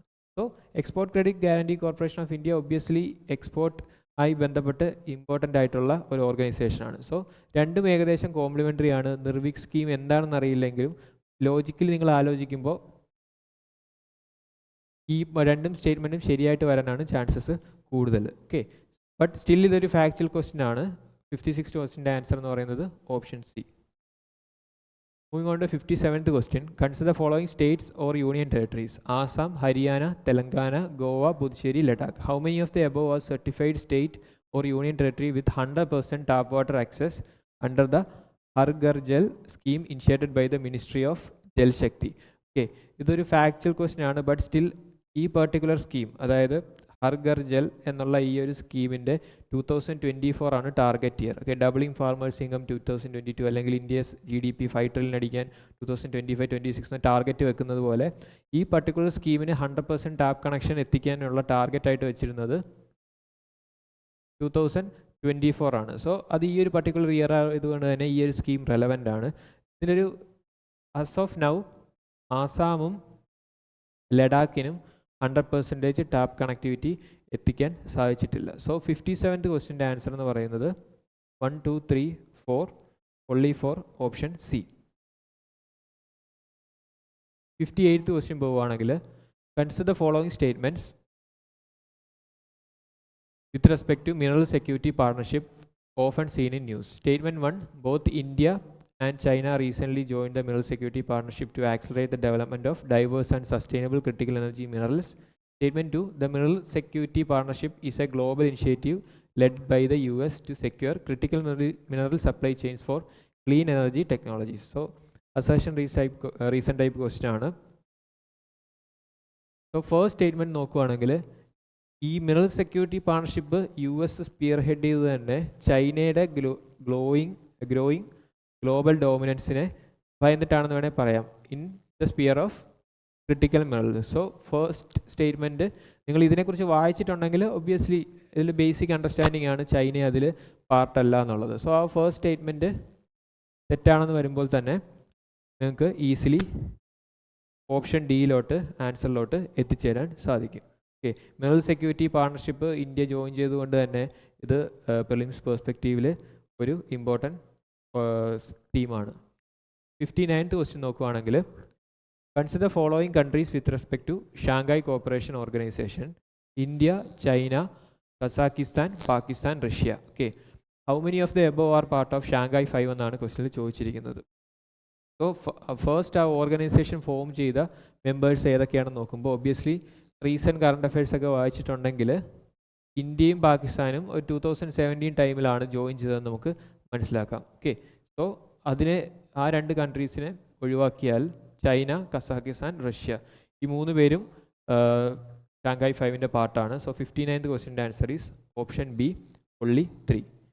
Moving on to the 60th question. 60th question, consider the following cities. It's about UNESCO Creative Cities Network. Consider the following cities in India: Kozhikode, Chennai, Kolkata, Mumbai and Nagpur. How many of the above places are part of UNESCO Creative Cities Network എന്നാണ് ചോദിച്ചിരിക്കുന്നത്. C ഇത് കുറച്ച് ഫാക്ച്വലായിട്ട് തോന്നുമെങ്കിലും ഈ final ടൈമിൽ നിങ്ങൾ ഒരുപാട് organisation, international ഓർഗനൈസേഷൻസും അതുപോലെ ഇപ്പോൾ ഇൻ്റർനാഷണൽ റിലേഷൻസിൻ്റെ ടീമിൽ നിന്ന് ഒരുപാട് ക്വസ്റ്റ്യൻസ് വരാറുണ്ട്. സോ അതുകൊണ്ട് നിങ്ങൾ ഈ ടൈമിൽ ചെയ്യേണ്ട കോൺസെൻട്രേറ്റ് ചെയ്യണമെന്ന് വെച്ചാൽ യുണൈറ്റഡ് നേഷൻസുമായിട്ട് അനുബന്ധപ്പെട്ട ഏജൻസീസ്, ഓർഗനൈസേഷൻസ് ഇവയെല്ലാം ഇവരുടെ മാൻഡേറ്റും ഇവയുടെ വെബ്സൈറ്റിലൂടെയൊക്കെ ഒന്ന് പോയിട്ട് റീസെൻ്റായിട്ട് എന്തെങ്കിലും സ്കീംസ് അവർ നടപ്പിലാക്കുന്നുണ്ടോ, അല്ലെങ്കിൽ ആ ഒരു പർട്ടിക്കുലർ ഓർഗനൈസേഷൻ്റെയും ഇന്ത്യയുടെയും പേര് വെച്ചിട്ട് ജസ്റ്റ് ഗൂഗിൾ സെർച്ച് ചെയ്യുക, ന്യൂസ് എന്നുള്ള ആ ഒരു പർട്ടിക്കുലർ കാറ്റഗറി എടുത്ത് എന്തെങ്കിലും റീസെൻറ്റ് ന്യൂസ് ഈ ഒരു ഓർഗനൈസേഷനും ഇന്ത്യയായിട്ട് വന്നിട്ടുണ്ടോ എന്നൊക്കെ ജസ്റ്റ് നിങ്ങൾ നോട്ട് ഉണ്ടാക്കണമെന്നൊന്നുമല്ല, ജസ്റ്റ് ഒന്ന് ഗോ ത്രൂ ചെയ്യുക. ഓക്കെ, ഈ ഒരു പർട്ടിക്കുലർ ക്വസ്റ്റ്യനിൽ നാഗ്പൂരും കൊൽക്കട്ടയും ഉൾപ്പെട്ടിട്ടില്ല. ബാക്കി 3 പേരും കോഴിക്കോട്, ചെന്നൈ, മുംബൈ ഉൾപ്പെട്ടിട്ടുണ്ട്. So 60% answer is option B, only 3. 61st question നോക്കുവാണെങ്കിൽ, recently this country has become the first country to likely lose all its glaciers due to climate change. The last remaining glacier, Humboldt, has shrunk significantly and is now classified as an ice field. It used to be home to 6 glaciers and it is located about 5,000 meters above sea level in the Andes Mountains. Which of the following countries is mentioned above? Okay. So Andes South അമേരിക്കയിലാണെന്നറിയാം, but തന്നിട്ടുള്ള 4 കൺട്രീസും South അമേരിക്കയാണ്. Okay, so ആ ഒരു elimination possibility ഒഴിവായി. But actually Humboldt glacier നമ്മളൊരു previous ടെസ്റ്റിൽ cover ചെയ്തിരിക്കുന്നു. സോ ഈ ഒരു ക്വസ്റ്റ്യൻ പേപ്പർ ഫ്രെയിം ചെയ്തിരിക്കുന്നത് ആക്ച്വലി നിങ്ങൾ PYQസും നിങ്ങൾ ഈ ഇതുവരെ കഴിഞ്ഞ ടെസ്റ്റുകളിലെ ഇൻഫർമേഷൻസ് ഒക്കെ പഠിച്ചിട്ടുണ്ടോ, സോ അതെല്ലാം ടെസ്റ്റ് ചെയ്യാൻ പാകത്തിനുള്ള ക്വസ്റ്റ്യൻസും ഇട്ടിട്ടുണ്ട്. Okay, so 61st question answer is D, Venezuela.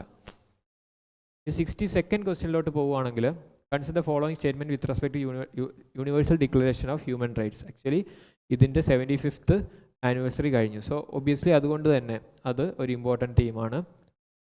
International Human Rights Day is observed annually on 10 December to commemorate the approval of the Universal Declaration of Human Rights by the UN General Assembly. Okay, UPSC പൊതുവേ ഇങ്ങനെ ഡേറ്റിൽ എന്തെങ്കിലും mistakes വരുത്തി തെറ്റിക്കാനുള്ള chances വളരെ കുറവാണ്. Okay, UPSC അത്രയും like statements frame ചെയ്യുമ്പോൾ തെറ്റിക്കാറില്ല. So first statement നിങ്ങൾക്ക് അറിയാമെങ്കിൽ ഓക്കെ, യെസ് അത് കറക്റ്റാണ്. ഇനി നിങ്ങൾ ചെയ്യേണ്ട കാര്യം ഈ യൂണിവേഴ്സൽ ഡിക്ലറേഷൻ ഓഫ് ഹ്യൂമൻ റൈറ്റ്സിലെ ആ 30 ആർട്ടിക്കിളിലൂടെ ഒന്ന് കടന്നു പോവുക. ഏതൊക്കെയാണ് ആ 30 റൈറ്റ്സ് എന്ന് ഒന്ന് മനസ്സിലാക്കുക. അതിൽ റൈറ്റ് ടു പ്രോപ്പർട്ടി ഉണ്ടോ, റൈറ്റ് ടു വോട്ട് ഉണ്ടോ എന്നൊക്കെയുള്ള ഒരു ഐഡിയ ഉണ്ടാക്കി വയ്ക്കുക. ഇനി ഇൻ കേസ് അങ്ങനത്തെ ഒരു ക്വസ്റ്റ്യൻ ആണ് UPSC ഈ പ്രശ്നം ക്വസ്റ്റ്യൻ ഫ്രെയിം ചെയ്യുന്നുണ്ടെങ്കിൽ നിങ്ങൾക്ക് അത് ഐഡൻറ്റിഫൈ ചെയ്യാൻ സാധിക്കണം.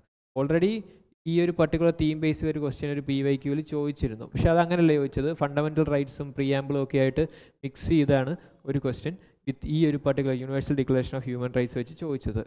ഇതിൻ്റെ ഒരു ആനിവേഴ്സറി ആയതുകൊണ്ട് തന്നെ വീണ്ടും റിപ്പീറ്റ് ചെയ്ത് ചോദിക്കാൻ ചാൻസസ് ഉണ്ട്. Okay, second is also correct. Article 1 of the universal declaration of human rights States that all human beings are bone free, equal in dignity and rights. Okay, so answer will be option C, both 1 and 2. ഈ 63rd question, candidates tournament is A world championship held for which of the following sports. Okay, recently D Gukesh ഈ ഒരു particular championship ജയിച്ചിട്ടുണ്ട്. അതുപോലെ തന്നെ ചെസ്സിൽ India globally ഒരുപാട് ഇപ്പോൾ strides വരുന്നുണ്ട്. ഒരുപാട് ഇപ്പോൾ പ്രജ്ഞാനന്ദ ആണെങ്കിലും ഡി ഗുകേഷ് ആണെങ്കിലും ഒക്കെ വേൾഡ് സ്റ്റേജിൽ നല്ല രീതിയിൽ എക്സെൽ ചെയ്യുന്നുണ്ട്. സോ ഒബിയസ്ലി ചെസ് ഒരു ഇമ്പോർട്ടൻറ്റ് സ്പോർട്ട് ഇവൻ്റ് ആണ്. സ്പോർട്ട് ബേസ്ഡ് ക്വസ്റ്റ്യൻ ഇപ്പോൾ റീസെൻ്റ്ലി ഉള്ളത് കൊണ്ട് തന്നെ ആ ഒരു നോളജ് ടെസ്റ്റ് ചെയ്യാൻ വേണ്ടിയിട്ടൊരു ക്വസ്റ്റ്യൻ ആണ്. സോ 63rd ക്വസ്റ്റ്യൻ്റെ answer is option C, chess. Okay, already നമ്മുടെ പ്രീവിയസ് ഇയർ ടെസ്റ്റിൽ ഇപ്പോൾ റീസെൻ്റ്ലി നടന്ന ഏഷ്യൻ ഗെയിംസ്, അതുപോലെ ICC cricket World Cup, tennis, ഇനി വരാനിരിക്കുന്ന യൂറോ കപ്പ്, ഒളിമ്പിക്സ്, ഇതൊക്കെ ബേസ് ചെയ്ത ക്വസ്റ്റ്യൻസ് ഓൾറെഡി നിങ്ങൾ കണ്ടിട്ടുണ്ടാവും. സോ അതെല്ലാം റിവൈസ് ചെയ്യുക. അതൊക്കെ അതിൻ്റെ തീംസ് എന്താണ്, ആ ഒരു പർട്ടിക്കുലർ ഒരു സ്പോർട്ടിംഗ് ഇവൻറ്റിൻ്റെ മാസ്കോട്ട് എന്താണ്, അല്ലെങ്കിൽ അതിൻ്റെ സ്ലോഗൻ എന്താണ്, ഇതൊക്കെ ഒന്ന് റിവൈസ് ചെയ്ത് വെച്ചേക്കുക. Consider the following statement with respect to United Nations Population Fund. It is the world's largest multilateral source of funding for population and reproductive health. UNFP's activities are entirely funded by the United Nations regular budget. Statement 3, UNPF releases the State of World Population Report annually. Okay, ഈ second സ്റ്റേറ്റ്മെൻറ്റിൽ entirely funded എന്ന് കാണുമ്പോൾ തന്നെ ഒരു എക്സ്ട്രീമായിട്ട് തോന്നുന്നുണ്ടെങ്കിൽ, നിങ്ങൾ recently ഇപ്പോൾ ഇതിന് മുമ്പുള്ള ഡൊണാൾഡ് ട്രംപ് പ്രസിഡൻസിയിൽ തന്നെ WHO ഫണ്ടിങ് വോളണ്ടറി കോൺട്രിബ്യൂഷൻസുമായിട്ട് ബന്ധപ്പെട്ടും, അതുപോലെ യുനെസ്കോയുടെ വോളണ്ടറി കോൺട്രിബ്യൂഷൻ ഡോണർ കൺട്രീസിൽ നിന്നുള്ള വോളണ്ടറി കോൺട്രിബ്യൂഷൻസുമായിട്ട് ബന്ധപ്പെട്ടൊക്കെ ന്യൂസ് കണ്ടിട്ടുണ്ടായിരിക്കും. സോ യുണൈറ്റഡ് നേഷൻസിലെ ഇതുപോലത്തെ സ്പെഷ്യലൈസ്ഡ് ഏജൻസീസിനൊക്കെ വോളണ്ടറി കോൺട്രിബ്യൂഷൻസ് ആണ് അവരുടെ ബഡ്ജറ്റിലെ one of the leading factor എന്ന് പറയുന്നത്. സോ ഈ entirely funded by UN regular budget എന്നുള്ളത് മോസ്റ്റ് പ്രോബബ്ലി തെറ്റാവാനാണ് ചാൻസ് കൂടുതൽ.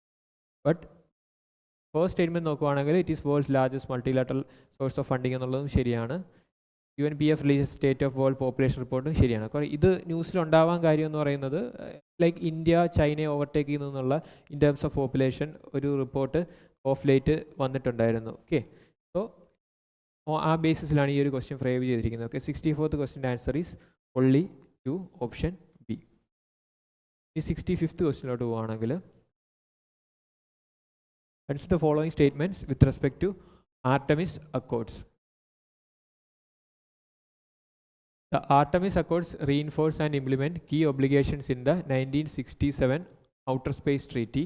India, Japan, Australia, and the UK are signatories to the Artemis Accords. Artemis Accords is a binding multilateral arrangement between NASA and the original 8. Okay, so India ഈ ഒരു particular അക്കോർഡിൽ signatory ആയതുകൊണ്ട് തന്നെ പക്ഷേ ഇതിൽ ഈ ഒരു പർട്ടിക്കുലർ ടെസ്റ്റിൽ നിങ്ങൾ ഒരുപാട് ക്വസ്റ്റ്യൻസ് ഒരു കഴിഞ്ഞ വർഷം ജൂൺ ജൂലൈ ഓഗസ്റ്റ് ആ ഒരു പീരീഡിലായിട്ട് കാണും. കാര്യം നിങ്ങളിപ്പോൾ റിവൈസ് ചെയ്യുന്ന മെറ്റീരിയലും ടെസ്റ്റുകളും ഒക്കെ കൂടുതലും ഒരു ജനുവരിക്ക് ശേഷമുള്ള കറണ്ട് അഫയേഴ്സ് ആയിരിക്കും നിങ്ങൾ കൂടുതൽ ഫോക്കസ് ചെയ്യുന്നത്. അപ്പോൾ അതുകൊണ്ട് എന്നാലും ലാസ്റ്റ് ഇയറിലെ ആ ഇമ്പോർട്ടൻറ്റ് കറണ്ട് അഫയേഴ്സ് ഒക്കെ ഒന്ന് ബ്രഷപ്പ് ചെയ്യുക. In terms of Artemis Accords, first statement is actually correct. 1967 Outer Space Treatyയുടെ ഈ ഒബ്ലിഗേഷൻസ് ആണ് ഇംപ്ലിമെൻറ്റ് ചെയ്യുന്നത്. ഓക്കെ, അപ്പോൾ 1967 ഔട്ടർ സ്പേസ് ട്രീറ്റിയെക്കുറിച്ച് ഒരു ബ്രോഡ് ഐഡിയ ഉണ്ടാക്കി വെക്കുക. കാര്യം ആർട്ടമിസ് അക്കോർഡ്സ് ഇമ്പോർട്ടൻ്റ് ആയത് ആണ്. അതുപോലെ തന്നെ അത് 1967 ഔട്ടർ സ്പേസ് ട്രീറ്റിയിലെ കീ ഒബ്ലിഗേഷൻസ് ആണ് ഇംപ്ലിമെൻറ്റ് ചെയ്യുന്നത്. ഓക്കെ, ആ കീ ഒബ്ലിഗേഷൻസ് എന്തൊക്കെയാണെന്ന് നോക്കി വെക്കുക. India, Japan, Australia and UK are signatories എന്നുള്ളത് യെസ്, അത് കറക്റ്റ് സ്റ്റേറ്റ്മെൻ്റ് ആണ്. ബട്ട് തേർഡ് സ്റ്റേറ്റ്മെൻറ്റിലെ ബൈൻഡിങ് മൾട്ടിലാറ്ററൽ അറേഞ്ച്മെൻ്റ് ആണെന്നുള്ളത് ആക്ച്വലി റോങ് ആണ്. So our answer is option B only 2. 66th question നോക്കുവാണെങ്കിൽ consider following statements with respect to Eurasian Economic Union. So ഈ Eurasian Economic യൂണിയനും ഇന്ത്യയായിട്ടൊരു free trade എഗ്രിമെൻറ്റിൻ്റെ ഒരു discussions കുറേ നാളായിട്ട് പോകുന്നുണ്ട്. Okay, free trade agreements recently India UAE ആയിട്ടും Australia ആയിട്ടും ഒക്കെ സൈൻ ചെയ്യുന്ന ഒരു പീരീഡാണ്. കാനഡയായിട്ടും UK ആയിട്ടും നെഗോഷിയേഷൻസിലാണ്. ഓക്കെ, ആ ഒരു ബേസിസിൽ യൂറേഷ്യൻ എക്കണോമിക് യൂണിയനെ കുറിച്ച് അറിയുക.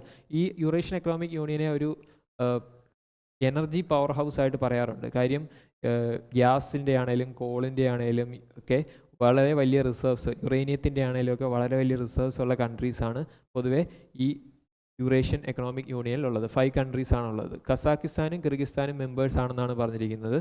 അത് കറക്റ്റാണ്. Declaration of conformity is a mandatory document to be sign by every EU member country. Actually അത് with respect to European Union ആണ്. EU ആയിട്ട് ബന്ധപ്പെട്ടതാണ് ഡിക്ലറേഷൻ ഓഫ് കൺഫോമിറ്റി. സോ അത് തെറ്റാണ്. Like the European Union the EU also shares a common currency എന്നുള്ളതും തെറ്റാണ്. They are planning to bring in a common currency for all those 5 countries. But statement 3 തെറ്റാണ്. Okay, so 66th ക്വസ്റ്റ്യൻ്റെ answer എന്ന് പറയുന്നത് option A only 1. Moving on to the 67th question. Consider the following statement with respect to International Court of Justice. International Court of Justice ന്യൂസിൽ ഉണ്ടായിരുന്നു എന്നറിയാം. With respect to Israel-Palestine issue. Okay, it is a principal judicial organ of United Nations. Okay, അതൊരു basic info ആണ്, കറക്റ്റാണ്. The hearing of international court of justice are always public.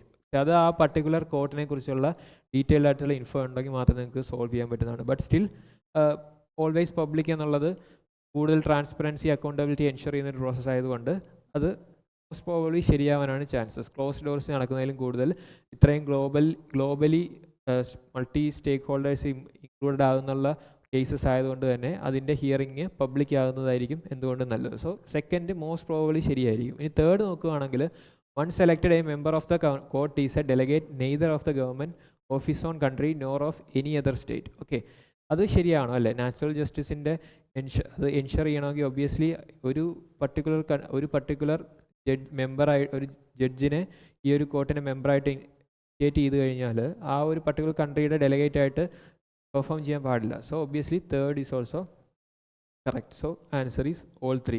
International court of ജസ്റ്റിസിനെ കുറിച്ച് ഒരുപാട് key informations കീയിൽ കൊടുത്തിട്ടുണ്ട്. അതിൽ കൂടെ ഒന്ന് ഗോ ത്രൂ ചെയ്യുക. 68th question with reference to special drawing rights, economy based questions ആണ്.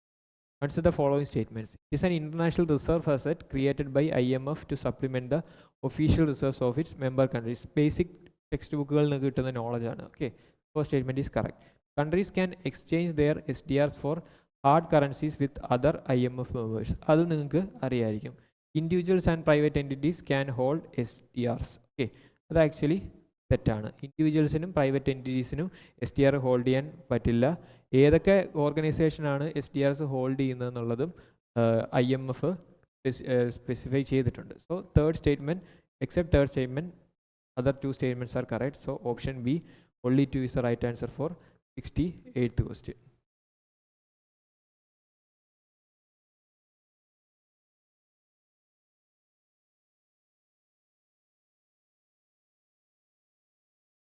Moving on to the 69th question. With reference to short selling, consider the following statements. Shall be defined as selling a stock which the seller owns at time of trade. It is generally adopted in a bullish market. As per SEBI framework for short selling, retail investors are not permitted to short sell. How many of the above statements are correct എന്നാണ് 69th ക്വസ്റ്റ്യനിൽ ചോദിച്ചിരിക്കുന്നത്. Okay, shall be defined as selling a stock which the seller owns at the time of trade എന്നുള്ളത് actually wrong ആണ്. ഏതെങ്കിലും ഒരു particular usual stock ട്രേഡിങ്ങിൽ നമ്മൾ on ചെയ്യുന്ന സ്റ്റോക്കാണ് ട്രേഡ് ചെയ്യുന്നതെങ്കിൽ ഷോർട്ട് സെല്ലിങ്ങിൽ നിങ്ങൾക്ക് അറിയായിരിക്കും നമ്മൾ സ്റ്റോക്ക് ബോറോ ചെയ്ത് സെല്ല് ചെയ്യുവാണ്. ആക്ച്വലി നമ്മൾ ആ സമയത്ത് കയ്യിൽ സ്റ്റോക്കൊന്നും ഇല്ലായിരിക്കും. Generally adopted in bullish market അല്ല, ബെയറിഷ് മാർക്കറ്റിലാണ് ആക്ച്വലി അത് വർക്ക് ചെയ്യുന്നത്. സെക്കൻഡും റോങ് ആണ്. As per SEBI framework for short selling, retail investors are not permitted to short sell. അതും തെറ്റാണ്. റീറ്റെയിൽ ആണെങ്കിലും ഇൻസ്റ്റിറ്റ്യൂഷണൽ ഇൻവെസ്റ്റേഴ്സ് ആണെങ്കിലും ഷോർട്ട് സെല്ലിങ്ങിൽ പങ്കെടുക്കാൻ പറ്റും. So none. Option D is right answer for 16th question. 70th question with reference to Consumer Price Index, Industrial Worker, CPI, IW. Consider the following statements. It is compiled by the Ministry of Statistics and Program Implementation. It is released quarterly in every financial year. The base year for which CPI, IW is 2012. Okay, അത് compile ചെയ്യുന്നത് ministry of statistics and programme implementation എന്നൊരു previous year ക്വസ്റ്റ്യനിൽ നിങ്ങൾക്ക് അറിയായിരിക്കും labour bureau ആണെന്നും. അത് quarterly അല്ല, monthly ആണ് റിലീസ് ചെയ്യുന്നത്. ബേസ് ഇയർ ആക്ച്വലി 2012 അല്ല, 2016 ആണ്. So again none is the answer for 70th question. Again ഒരു സിമ്പിൾ ക്വസ്റ്റ്യൻ ആണ്. With respect to minimum support price നിങ്ങൾ ഒരുപാട് കണ്ടിട്ടുള്ളതായിരിക്കും. Okay, MSP for all crops under the ambit of the MSP regime is announced before their sowing. All crops എന്നൊക്കെ കാണുമ്പോൾ confuse ആവേണ്ട കാര്യമില്ല. കാര്യം MSPയുടെ ലക്ഷ്യമെന്ന് തന്നെ ആ ഒരു പർട്ടിക്കുലർ ഫാമറിൻ്റെ ഡിസിഷനെ എങ്ങനെയെങ്കിലും ഇൻഫ്ലുവൻസ് ചെയ്യുക എന്നുള്ളതാണ്. സോ അങ്ങനെ ഫാമർ ഡിസിഷനെ ഇൻഫ്ലുവൻസ് ചെയ്യണമെങ്കിൽ ആ ഒരു പ്രൈസ് ആക്ഷൻ ഒബ്വിയസ്ലി സോയിങ്ങിന് മുമ്പായിരിക്കണം അല്ലേ ഡിക്ലെയർ ചെയ്യേണ്ടത്. So first is correct. CSEP recommended for the MSP is based on A2 plus FL. Yes, അതിപ്പോൾ C2ലോട്ട് മാറണമെന്നാണ് ലൈക്ക് ഫാമർ പ്രൊട്ടസ്റ്റിലൊക്കെ കൂടുതൽ നിങ്ങൾ കേട്ടിട്ടുണ്ടായിരിക്കും. If the MSP exceeds international prices, it will positively impact India's agricultural export. So അത് തെറ്റാണെന്ന് നിങ്ങൾക്ക് ലോജിക്കലി ചിന്തിക്കാം അല്ലേ. ഇൻ്റർനാഷണൽ പ്രൈസസിനെക്കാട്ടി കൂടുതലാണ് MSP എങ്കിൽ ഒബ്വിയസ്ലി എങ്ങനെയാണ് ഇന്ത്യയുടെ അഗ്രികൾച്ചർ എക്സ്പോർട്സിനെ അത് കാര്യം MSPയിൽ കൂടുതൽ ക്യാഷ് കിട്ടുമ്പോൾ ഒബ്വിയസ്ലി ഫാമേഴ്സ് ഒരിക്കലും അത് എക്സ്പോർട്ട് ചെയ്യില്ല അല്ലേ. കാര്യം ഇൻ്റർനാഷണൽ പ്രൈസസ് MSPയെക്കാളും കുറവാണെങ്കിൽ ഫാമേഴ്സ് അത് ഡൊമസ്റ്റിക് മാർക്കറ്റിൽ MSPയിൽ തന്നെ വിൽക്കും. So third statement is wrong. So our answer is option B for 71st question. On to the 72nd question. 72nd question, which of the following statement is not correct എന്നാണ് ചോദിച്ചിരിക്കുന്നത്. Again simple question. Basic factual knowledge ഉണ്ടെങ്കിൽ, basic text ബുക്സിൽ knowledge ഉണ്ടെങ്കിൽ easily solvable ആണ്. Fiscal deficit is the difference between government's total expenditure. Okay, അത് ആ fiscal ഡെഫിസിറ്റിൻ്റെ definition തന്നെയാണ്, അത് കറക്റ്റാണ്. Central government has set a target to reduce fiscal deficit below 4.5% by 2025-26. Again correct. നിങ്ങൾ റീസെൻ്റ്ലി ബഡ്ജറ്റ് ഡോക്യുമെൻറ്റ്സ് ഒക്കെ കണ്ടിട്ടുള്ളപ്പോൾ ഈ ഒരു പർട്ടിക്കുലർ ടാർഗറ്റും ടാർഗറ്റ് ഇയറിനെ കുറിച്ചും കണ്ടിട്ടുണ്ടായിരിക്കും. Primary deficit is the difference between fiscal deficit and interest payments. Okay, അതും ശരിയാണ്. എഗെയിൻ ഈ particular primary deficit, okay option D ആണ് wrong. Primary deficit is always less than fiscal deficit എന്നുള്ളതാണ്. ഓക്കെ, തേർഡ് സ്റ്റേറ്റ്മെൻറ്റ് പറയുന്നുണ്ട് fiscal ഡെഫിസിറ്റിൽ നിന്നും interest payments ഒഴിവാക്കി കിട്ടുന്നതാണ് പ്രൈമറി ഡെഫിസിറ്റ് എന്ന്. ഓക്കെ, പ്രൈമറി ഡെഫിസിറ്റ് അതുകൊണ്ട് ഇൻട്രസ്റ്റ് പേയ്മെൻറ്റ്സ് ഇല്ലെങ്കിൽ that will be equal to fiscal deficit. Otherwise എങ്ങനെ നോക്കിയാലും പ്രൈമറി ഡെഫിസിറ്റ് എന്ന് പറയുന്നത് ഓൾവേസ് ആണെന്ന് പറയാൻ പറ്റില്ല. ഓക്കെ, അതായത് ഇൻട്രസ്റ്റ് പേയ്മെൻറ്റ്സ് ഇല്ലാത്തൊരു കണ്ടീഷൻ വന്നു കഴിഞ്ഞാൽ പ്രൈമറി ഡെഫിസിറ്റും ഫിസിക്കൽ ഡെഫിസിറ്റും ഈക്വൽ ആവാനുള്ള ചാൻസ് ഉണ്ട്. അതൊരു ഐഡിയൽ കേസാണ്, ബട്ട് സ്റ്റിൽ അത് ഓൾവേസ് ലെസ് ദാൻ എന്നുള്ളത് എക്സ്ട്രീമിറ്റിയാണ്. Okay, option D is right answer for 72nd question. Moving on to 73rd question, consider the following statements. All bank notes issued by RBI are backed by assets such as gold, government securities and foreign currency assets. Okay, അത് ചിലപ്പോൾ നിങ്ങളൊന്ന് കൂടുതൽ over think ചെയ്ത് തെറ്റിക്കുമായിരിക്കും, but still ആ ഒരു എല്ലാ bank നോട്ടിനും guarantee കിട്ടുന്നത് ഗോൾഡിൽ നിന്നും ഗവൺമെൻറ് സെക്യൂരിറ്റീസിൽ നിന്നും ഫോറിൻ കറൻസി അസറ്റ്സിൽ നിന്നുമാണ്. അത് ലീഗലി ടെൻഡർ ആകുന്നതും ആ ഒരു ഗ്യാരണ്ടി കിട്ടുന്നതും. Okay, first is correct.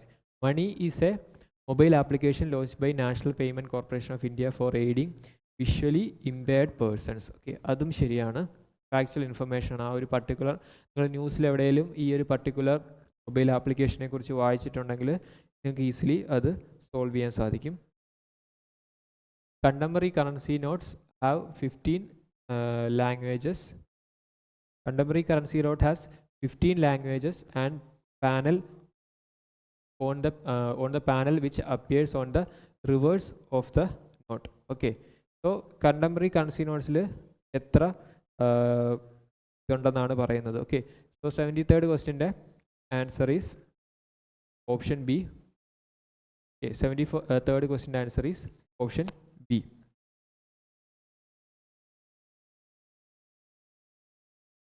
Second option actually wrong ആണ്. Okay, so third is correct. So the answer is option B. Moving on to the 74th question. Consider the following statements. Statement 1. If people start holding more currency in the bank deposits and less in hand, the money multiplier will decrease. Okay. Statement 2. The money multiplier effect relies on fractional reserve banking system in which banks loan out a portion of the deposits they receive. If people start holding more currency in bank deposit and less in hand, the money multiplier will decrease എന്നാണ് പറയുന്നത്. Okay. That's actually wrong അല്ലേ? If people start holding more currency in bank deposits ആണെങ്കിൽ മണി multiplier കൂടാനാണ് chances കൂടുതൽ. So easily നമുക്ക് people കയ്യിൽ handle cash hold ചെയ്ത് കഴിഞ്ഞാൽ അതിന് പ്രത്യേകിച്ച് മണി മൾട്ടിപ്ലൈ ചെയ്യുന്നില്ല. അതേസമയം അവർ ബാങ്കിൽ ഡെപ്പോസിറ്റ് ചെയ്യുന്നു. ആ ബാങ്ക് ഒരു ഫ്രാക്ചറൽ റിസർവ് സിസ്റ്റം, അതായത് കൊടുക്കുന്ന ഡെപ്പോസിറ്റിൻ്റെ ഒരു പാർട്ട് റിസർവായിട്ട് വെച്ചുകൊണ്ട് ബാക്കി അവർ ലെൻഡ് ചെയ്യുകയാണെങ്കിൽ ഒബ്വിയസ്ലി വീണ്ടും ആ മണി ചാനലൈസ് ചെയ്ത് എക്കണോമിയിലോട്ട് പോവുകയാണ്. So answer will be option D. 75th question with reference to liberalized remittance scheme, consider the following. Okay, basic informations ആണ്. It allows resident individual to remit a certain amount of money to another country. True. The scheme is not available to corporates and partnership firms. അതും ശരിയാണ്. Okay, ആർക്കൊക്കെയാണ് ഈ particular scheme available അല്ലാത്തതെന്ന് detail ആയിട്ട് കീഴിൽ കൊടുത്തിട്ടുണ്ട്. ഇനി the remittance facility under the scheme can be use for trading in foreign exchange abroad. Okay, അത് തെറ്റാണ്. The remittance can be made only in US dollars എന്നുള്ളതും തെറ്റാണ്. Okay, so 75th question answer is option B. Moving on to the 76th question. 76th question with reference to India's external debt, consider the following statements. The debt service ratio is measured by the proportion of gross debt service payments to external currency expenditures. Second statement, principal repayments accounted for more than half of India's total external debt service payments. Which of the statements given above are not correct എന്നാണ് 76th ക്വസ്റ്റ്യനിൽ ചോദിച്ചിരിക്കുന്നത്. Okay,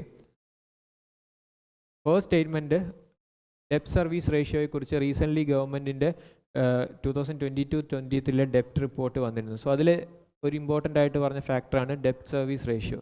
so അത് proportion of gross ഡെപ്റ്റ് service payments, അതായത് പ്രിൻസിപ്പളും ഇൻട്രസ്റ്റും കൂടെ ചേർന്ന debt service payments to external current expenditures അല്ല, എക്സ്റ്റേണൽ കറണ്ട് റിസീപ്റ്റ്സ് ആണ്. ഓക്കെ, ആ ഒരു പർട്ടിക്കുലർ റിപ്പോർട്ടിൽ ഇതൊരു ഇമ്പോർട്ടൻറ്റ് ഇൻഫർമേഷൻ ആയിട്ട് പറഞ്ഞിരിക്കുന്നതുകൊണ്ട് തന്നെ ഡെപ്റ്റ് സർവീസ് റേഷ്യോ എന്താണെന്ന് അറിഞ്ഞിരിക്കുക. സോ ഫസ്റ്റ് സ്റ്റേറ്റ്മെൻറ്റ് തെറ്റാണ്.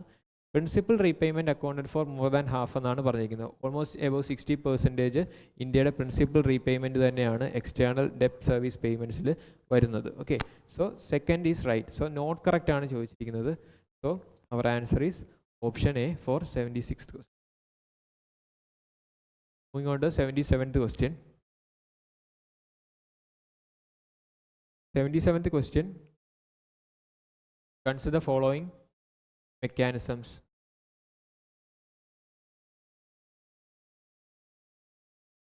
Consider the following mechanisms: contingency reserve arrangement, rapid credit facility, standby credit facility, extended credit facility, credit guarantee and investment facility, precautionary and liquidity line. How many of the above are offered by International Monetary Fund എന്നാണ് 77th ക്വസ്റ്റിനിൽ ചോദിച്ചിരിക്കുന്നത്. So ഇതിൽ contingency reserve arrangement actually ബ്രിക്സുമായിട്ട് ബന്ധപ്പെട്ടതാണ്. Rapid credit facility, standby credit facility, extended credit facility മൂന്നും IMF ആയിട്ട് ബന്ധപ്പെട്ടതാണ്. But again, credit guarantee and investment facility Asian development ബാങ്കുമായിട്ട് ബന്ധപ്പെട്ടതാണ്. ഇനി പ്രിക്കോഷണറി ആൻഡ് ലിക്വിഡിറ്റി ലൈനും IMF-ഉമായിട്ട് ബന്ധപ്പെട്ടതാണ്. സോ തന്നിരിക്കുന്നതിൽ 1ഉം 5ഉം ഒഴിച്ച് ബാക്കി 4 ഓഫർ ചെയ്യുന്നത് ഇൻ്റർനാഷണൽ മോണിറ്ററി ഫണ്ടാണ്. So our answer will be option B for 77th question. So factual information അറിയാമെങ്കിൽ മാത്രം സോൾവ് ചെയ്യാൻ പറ്റുന്ന ഒരു ക്വസ്റ്റ്യൻ ആണ്. എഗെയിൻ ഒരു അസേർഷൻ റീസൺ ടൈപ്പ് ക്വസ്റ്റ്യൻ ആണ്. 78 എന്ന് പറയുന്നത് consider following statement. Statement 1, a rise in bond yield leads to depreciation of the domestic currency. Statement 2, when bond yields rise, foreign investors find the domestic bonds more attractive. Okay, rise in bond yields leads to depreciation അല്ല. Okay, bond yield increase ചെയ്യുകയാണെങ്കിൽ obviously കൂടുതൽ foreign currency domestic yields literally interest റേറ്റുമായിട്ട് ബന്ധപ്പെട്ടായിരിക്കും. So interest rate rise ചെയ്യുമ്പോഴായിരിക്കും bond yield കൂടുന്നത്. So കൂടുതൽ domestic മാർക്കറ്റിലോട്ട് foreign കറൻസിയുടെ ഇൻഫ്ലോ ഉണ്ടാവാൻ ചാൻസസ് ഉണ്ട്. സോ അതുകൊണ്ട് തന്നെ ഡൊമസ്റ്റിക് കറൻസി അപ്രിഷിയേറ്റ് ചെയ്യാനാണ് ചാൻസസ് കൂടുതൽ. സോ ആ ഒരു നോളജ് ഉണ്ടെങ്കിൽ 78ലെ ആൻസർ ഓപ്ഷൻ ഡി ആണെന്ന് ഈസിലി ഡിഡക്റ്റ് ചെയ്യാം. സിൻസ് ഒരു സ്റ്റേറ്റ്മെൻറ്റ് തെറ്റോ ശരിയാണെന്ന് അറിഞ്ഞു കഴിഞ്ഞാൽ ഇങ്ങനത്തെ അസേർഷൻ റീസൺ ടൈപ്പ് ക്വസ്റ്റ്യൻസിൽ ആൻസറിലോട്ട് ഈസിലി എത്തിച്ചേരാൻ സാധിക്കും. 79th question, consider the following statements. Goods and service tax is a destination based tax levied at each stage of supply chain. Yes, basic information ആണ്. All GST anti profiteering complaints are dealt by GST എന്നാണ് പറഞ്ഞിരിക്കുന്നത്. അല്ല, GST എന്ന് പറയുന്നത് ഒരു software system ആണല്ലേ ഈ particular tax പേയേഴ്സിനെ access ചെയ്യാൻ വേണ്ടി. GST ആൻറ്റി പ്രോഫിറ്ററിങ് കംപ്ലയിൻറ്റ്സ് നേരത്തെ നാഷണൽ ആൻറ്റി പ്രോഫിറ്ററിങ് ഏജൻസി ആയിരുന്നെങ്കിൽ ഇപ്പോൾ അത് കോമ്പറ്റീഷൻ കമ്മീഷൻ ഓഫ് ഇന്ത്യയിലോട്ട് ട്രാൻസ്ഫർ ചെയ്തിട്ടുണ്ട്. Okay, so only option 1 is correct. Statement 1 is correct. Answer is option A. The World Bank assigns the world's economies to 4 income groups: low, lower middle, upper middle and high income countries. The classifications are updated each year and are based on nominal GDP of the previous calendar year, gross national income per capita of the previous calendar year, human development index of the previous calendar year, OECD better life index of the previous calendar year. So world bank കൺട്രീസിനെ 4 income groups ആയിട്ട് തിരിക്കുന്നുണ്ടെന്നും അത് എന്തിൻ്റെ ബേസിസിൽ നിന്നാണ് question ചോദിച്ചിരിക്കുന്നത്. Okay, nominal GDP ആണോ, gross national income per capita of the previous year ആണോ, ഹ്യൂമൻ ഡെവലപ്മെൻറ്റ് ഇൻഡെക്സ് ആണോ? ഹ്യൂമൻ ഡെവലപ്മെൻറ്റ് ഇൻഡെക്സ് ആണെന്ന് തോന്നുന്നില്ല അല്ലേ. അതുപോലെ തന്നെ വേൾഡ് ബാങ്ക് അസൈൻ ചെയ്ത് എന്തിനാണ് OECD ബെറ്റർ ലൈഫ് ഇൻഡെക്സുമായിട്ട് ഒരു ഇൻഡെക്സിനെ ബേസ് ചെയ്ത് എന്തിനാണ് ഈ ഒരു പർട്ടിക്കുലർ ഡാറ്റ സെറ്റ് ഉണ്ടാക്കേണ്ടത്? ഓക്കെ, സോ എയ്തർ അത് നോമിനൽ GDP അല്ലെങ്കിൽ GNI പെർ ക്യാപിറ്റ ആയിരിക്കും. But still GNI per capita ആണ് അതിൽ കൂടുതൽ ഇമ്പോർട്ടൻ്റ് ആയിട്ട് ഫീൽ ചെയ്യുന്നത്. സോ ഒബ്വിയസ്ലി ഓപ്ഷൻ ബി ആണ് 80th ക്വസ്റ്റ്യൻ്റെ റൈറ്റ് ആൻസർ. അതുകൊണ്ട് 81st question, consider following statement. Geography question ആണ്. Indian range passes through 5 states only. Okay, right statement. Gurushikhar peak is the highest peak in Satpura range. അല്ല, ഗുരുശിഖർ ആരവല്ലീസിലാണെന്ന് നിങ്ങൾക്ക് അറിയായിരിക്കും. ധൂപ്ഗർ ആണ് സത്പുര റേഞ്ചസിലെ tallest peak. Mihir hills is to the south west of Garo hills. അപ്പോൾ ഗാരോ കാസി ജയന്തിയെ നോക്കുകയാണെങ്കിൽ Mihir hills ലൈ ചെയ്യുന്നത് കാസിരംഗയുടെ സൗത്തിലായിട്ടാണ്. സോ അതുകൊണ്ട് തന്നെ അത് ലൊക്കേറ്റ് ചെയ്യുന്നത് നോർത്ത് ഈസ്റ്റ് ലൊക്കേഷനിലാണ്, സൗത്ത് വെസ്റ്റിലല്ല. So third statement is wrong. Second is also wrong. So only one is the correct answer for 81st question. Okay, ഇന്ത്യയിലെ ഇമ്പോർട്ടൻറ്റ് മൗണ്ടൻ റേഞ്ചസിൻ്റെയൊക്കെ ഫിഗർ ആ കീയിൽ പ്രൊവൈഡ് ചെയ്തിട്ടുണ്ട്. സോ അത് ഡീറ്റെയിൽഡ് ആയിട്ട് നോക്കുക. ഓക്കെ, ഇമ്പോർട്ടൻ്റ് ആയിട്ടുള്ള എല്ലാ മൗണ്ടൻ റേഞ്ചസും അതിൽ മെൻഷൻ ചെയ്തിട്ടുണ്ട്. ഓക്കെ, അത് റിവിഷനിൽ നിങ്ങൾക്ക് യൂസ്ഫുൾ ആയിരിക്കും. Moving on to the 82nd question. Consider following statements. Cotton base ചെയ്തൊരു ക്വസ്റ്റ്യൻ ആണ്. India has the highest acreage under cotton cultivation in the world. Yes, highest acreage ആണ് ചോദിച്ചിരിക്കുന്നത്, ഹയസ്റ്റ് പ്രൊഡക്ടിവിറ്റി അല്ല. Productivity ടേംസിൽ നമ്മൾ ടോപ്പ് അല്ല. Okay, highest ഏക്കറേജിൽ yes നമ്മൾ ടോപ്പാണ്. India is the only country which produces all 4 varieties of commercial കോട്ടൻ്റെ ഓൾ 4 വെറൈറ്റീസ് പ്രൊഡ്യൂസ് ചെയ്യുന്ന കൺട്രി ഇന്ത്യയാണ്. Recently India has achieved self sufficiency in production of extra long staple cotton. Okay, long staple cotton എന്ന് പറഞ്ഞു കഴിഞ്ഞാൽ long yarn produce ചെയ്യാൻ പറ്റുന്നത്. Usually ഒരു cotton bail നിങ്ങൾ കാണുമ്പോൾ ഇങ്ങനെയായിരിക്കും അതിൻ്റെ ലെങ്ത് മെഷർ ചെയ്യുന്നത്. ഓക്കെ, അതിൽ ഏറ്റവും ലെങ്ത് കൂടിയ ഒരു വെറൈറ്റിയാണ് എക്സ്ട്രാ ലോങ് സ്റ്റേപ്പിൾ കോട്ടൺ എന്ന് പറയുന്നത്. ബട്ട് ഇന്ത്യയിൽ എക്സ്ട്രാ ലോങ് നമ്മൾ despite being highest acreage under ഉണ്ടെങ്കിലും ഗ്ലോബൽ പ്രൊഡക്ഷൻ്റെ 25% പ്രൊഡ്യൂസ് ചെയ്യുന്നുണ്ടെങ്കിലും എക്സ്ട്രാ ലോങ് സ്റ്റേപ്പിൾ കോട്ടൺ നമ്മൾ ഇമ്പോർട്ട് ചെയ്യുകയാണ്. അപ്പോൾ റീസെൻ്റ്ലി ഗവൺമെൻറ് ആ ഒരു പർട്ടിക്കുലർ ലോങ് സ്റ്റേപ്പിൾ കോട്ടൻ്റെ പ്രൊഡക്ഷൻ കൂട്ടാൻ വേണ്ടിയുള്ള നടപടികൾ ആരംഭിച്ചിട്ടുണ്ട്. സോ ആ ഒരു ബേസിസിൽ ന്യൂസ് വന്നതുകൊണ്ട് തന്നെ ഇന്ത്യ സെൽഫ് സഫിഷ്യൻ്റ് അല്ല. So only 2 option B is the right answer for 82nd question. 83rd question ഒരു പെയർ ടൈപ്പ് ക്വസ്റ്റ്യൻ ആണ്. നീപ്പർ റിവർ അതിൻ്റെ റിവർ മൗത്ത് കാസ്പിയൻ സീ ആണെന്നാണ് പറഞ്ഞിരിക്കുന്നത്. അല്ല, അത് ബ്ലാക്ക് സീ ആണ്. ഓറഞ്ച് റിവർ ഇന്ത്യൻ ഓഷ്യൻ ആണെന്നാണ് പറഞ്ഞിരിക്കുന്നത്. അല്ല, അത് അറ്റ്ലാന്റിക് ഓഷ്യൻ ആണ്. വോൾഗ റിവർ കാസ്പിയൻ സീ ആണ്. ഇറവാഡി റിവർ ആൻഡമാൻ സീ ആണ്. ഓക്കെ, ഇമ്പോർട്ടൻറ്റ് റിവേഴ്സും അതിൻ്റെ റിവർ മൗത്ത്സും അത് കടന്നു പോകുന്ന സിറ്റീസും ഓക്കെ അതിൻ്റെ ഒറിജിനും ഓക്കെ ഇതെല്ലാം നോർത്ത് ഒന്ന് നോക്കി വെച്ചേക്കുക. 83rd ക്വസ്റ്റ്യൻ്റെ answer is option B 2 pair. 84th question with reference to earth ആണ്. എർത്ത് ബേസ് ചെയ്തൊരു ബേസിക് ക്വസ്റ്റ്യൻ ലാസ്റ്റ് ഇയറും ചോദിച്ചിരുന്നു. Okay, shadow zone of the S wave is wider compared to shadow zone of P wave. Okay, ആ ഒരു basic earth വേവിൻ്റെ ആ ഒരു figure നിങ്ങൾ കണ്ടിട്ടുണ്ടെങ്കിൽ ആ ഒരു ഇൻഫർമേഷൻ റൈറ്റ് ആണെന്ന് നിങ്ങൾക്ക് അറിയാമായിരിക്കും. കാര്യം എസ് വേവ് സോളിഡ് കൂടെ മാത്രമേ പോകുന്നുള്ളത്. അതുകൊണ്ട് തന്നെ ലിക്വിഡ് മോൾട്ടൺ സ്റ്റേറ്റിൽ അത് കടന്നു പോകാത്തതുകൊണ്ട് തന്നെ ഷാഡോ സോൺ ഓഫ് പി വേവിനെക്കാട്ടി wider shadow zone of S wave ആയിരിക്കും. Body waves are the most damaging earthquake waves because they pass through the interior of the earth. ആ വേവ് ബോഡി വേവ്സ് എന്ന് പറയുന്നുണ്ട്, interior എന്ന് പറയുന്നത് അവിടെ തന്നെ അത് കോൺഫ്ലിക്റ്റിംഗ് ആണല്ലേ. So second statement is wrong. The velocity of surface waves is relatively constant when they pass through materials of varying density. So അതും തെറ്റാണ്. So 84th question answer is only one, option A. 85th question, consider the following statements with reference to Mediterranean climate. First statement, in summer trade winds are offshore and relatively absent. Second statement, Mistral and Chinook are the cold winds blowing in the region. Third statement, warm wet summers and cold dry winters are remarkable features of this region. Bushveld and highveld are the grasslands of the region.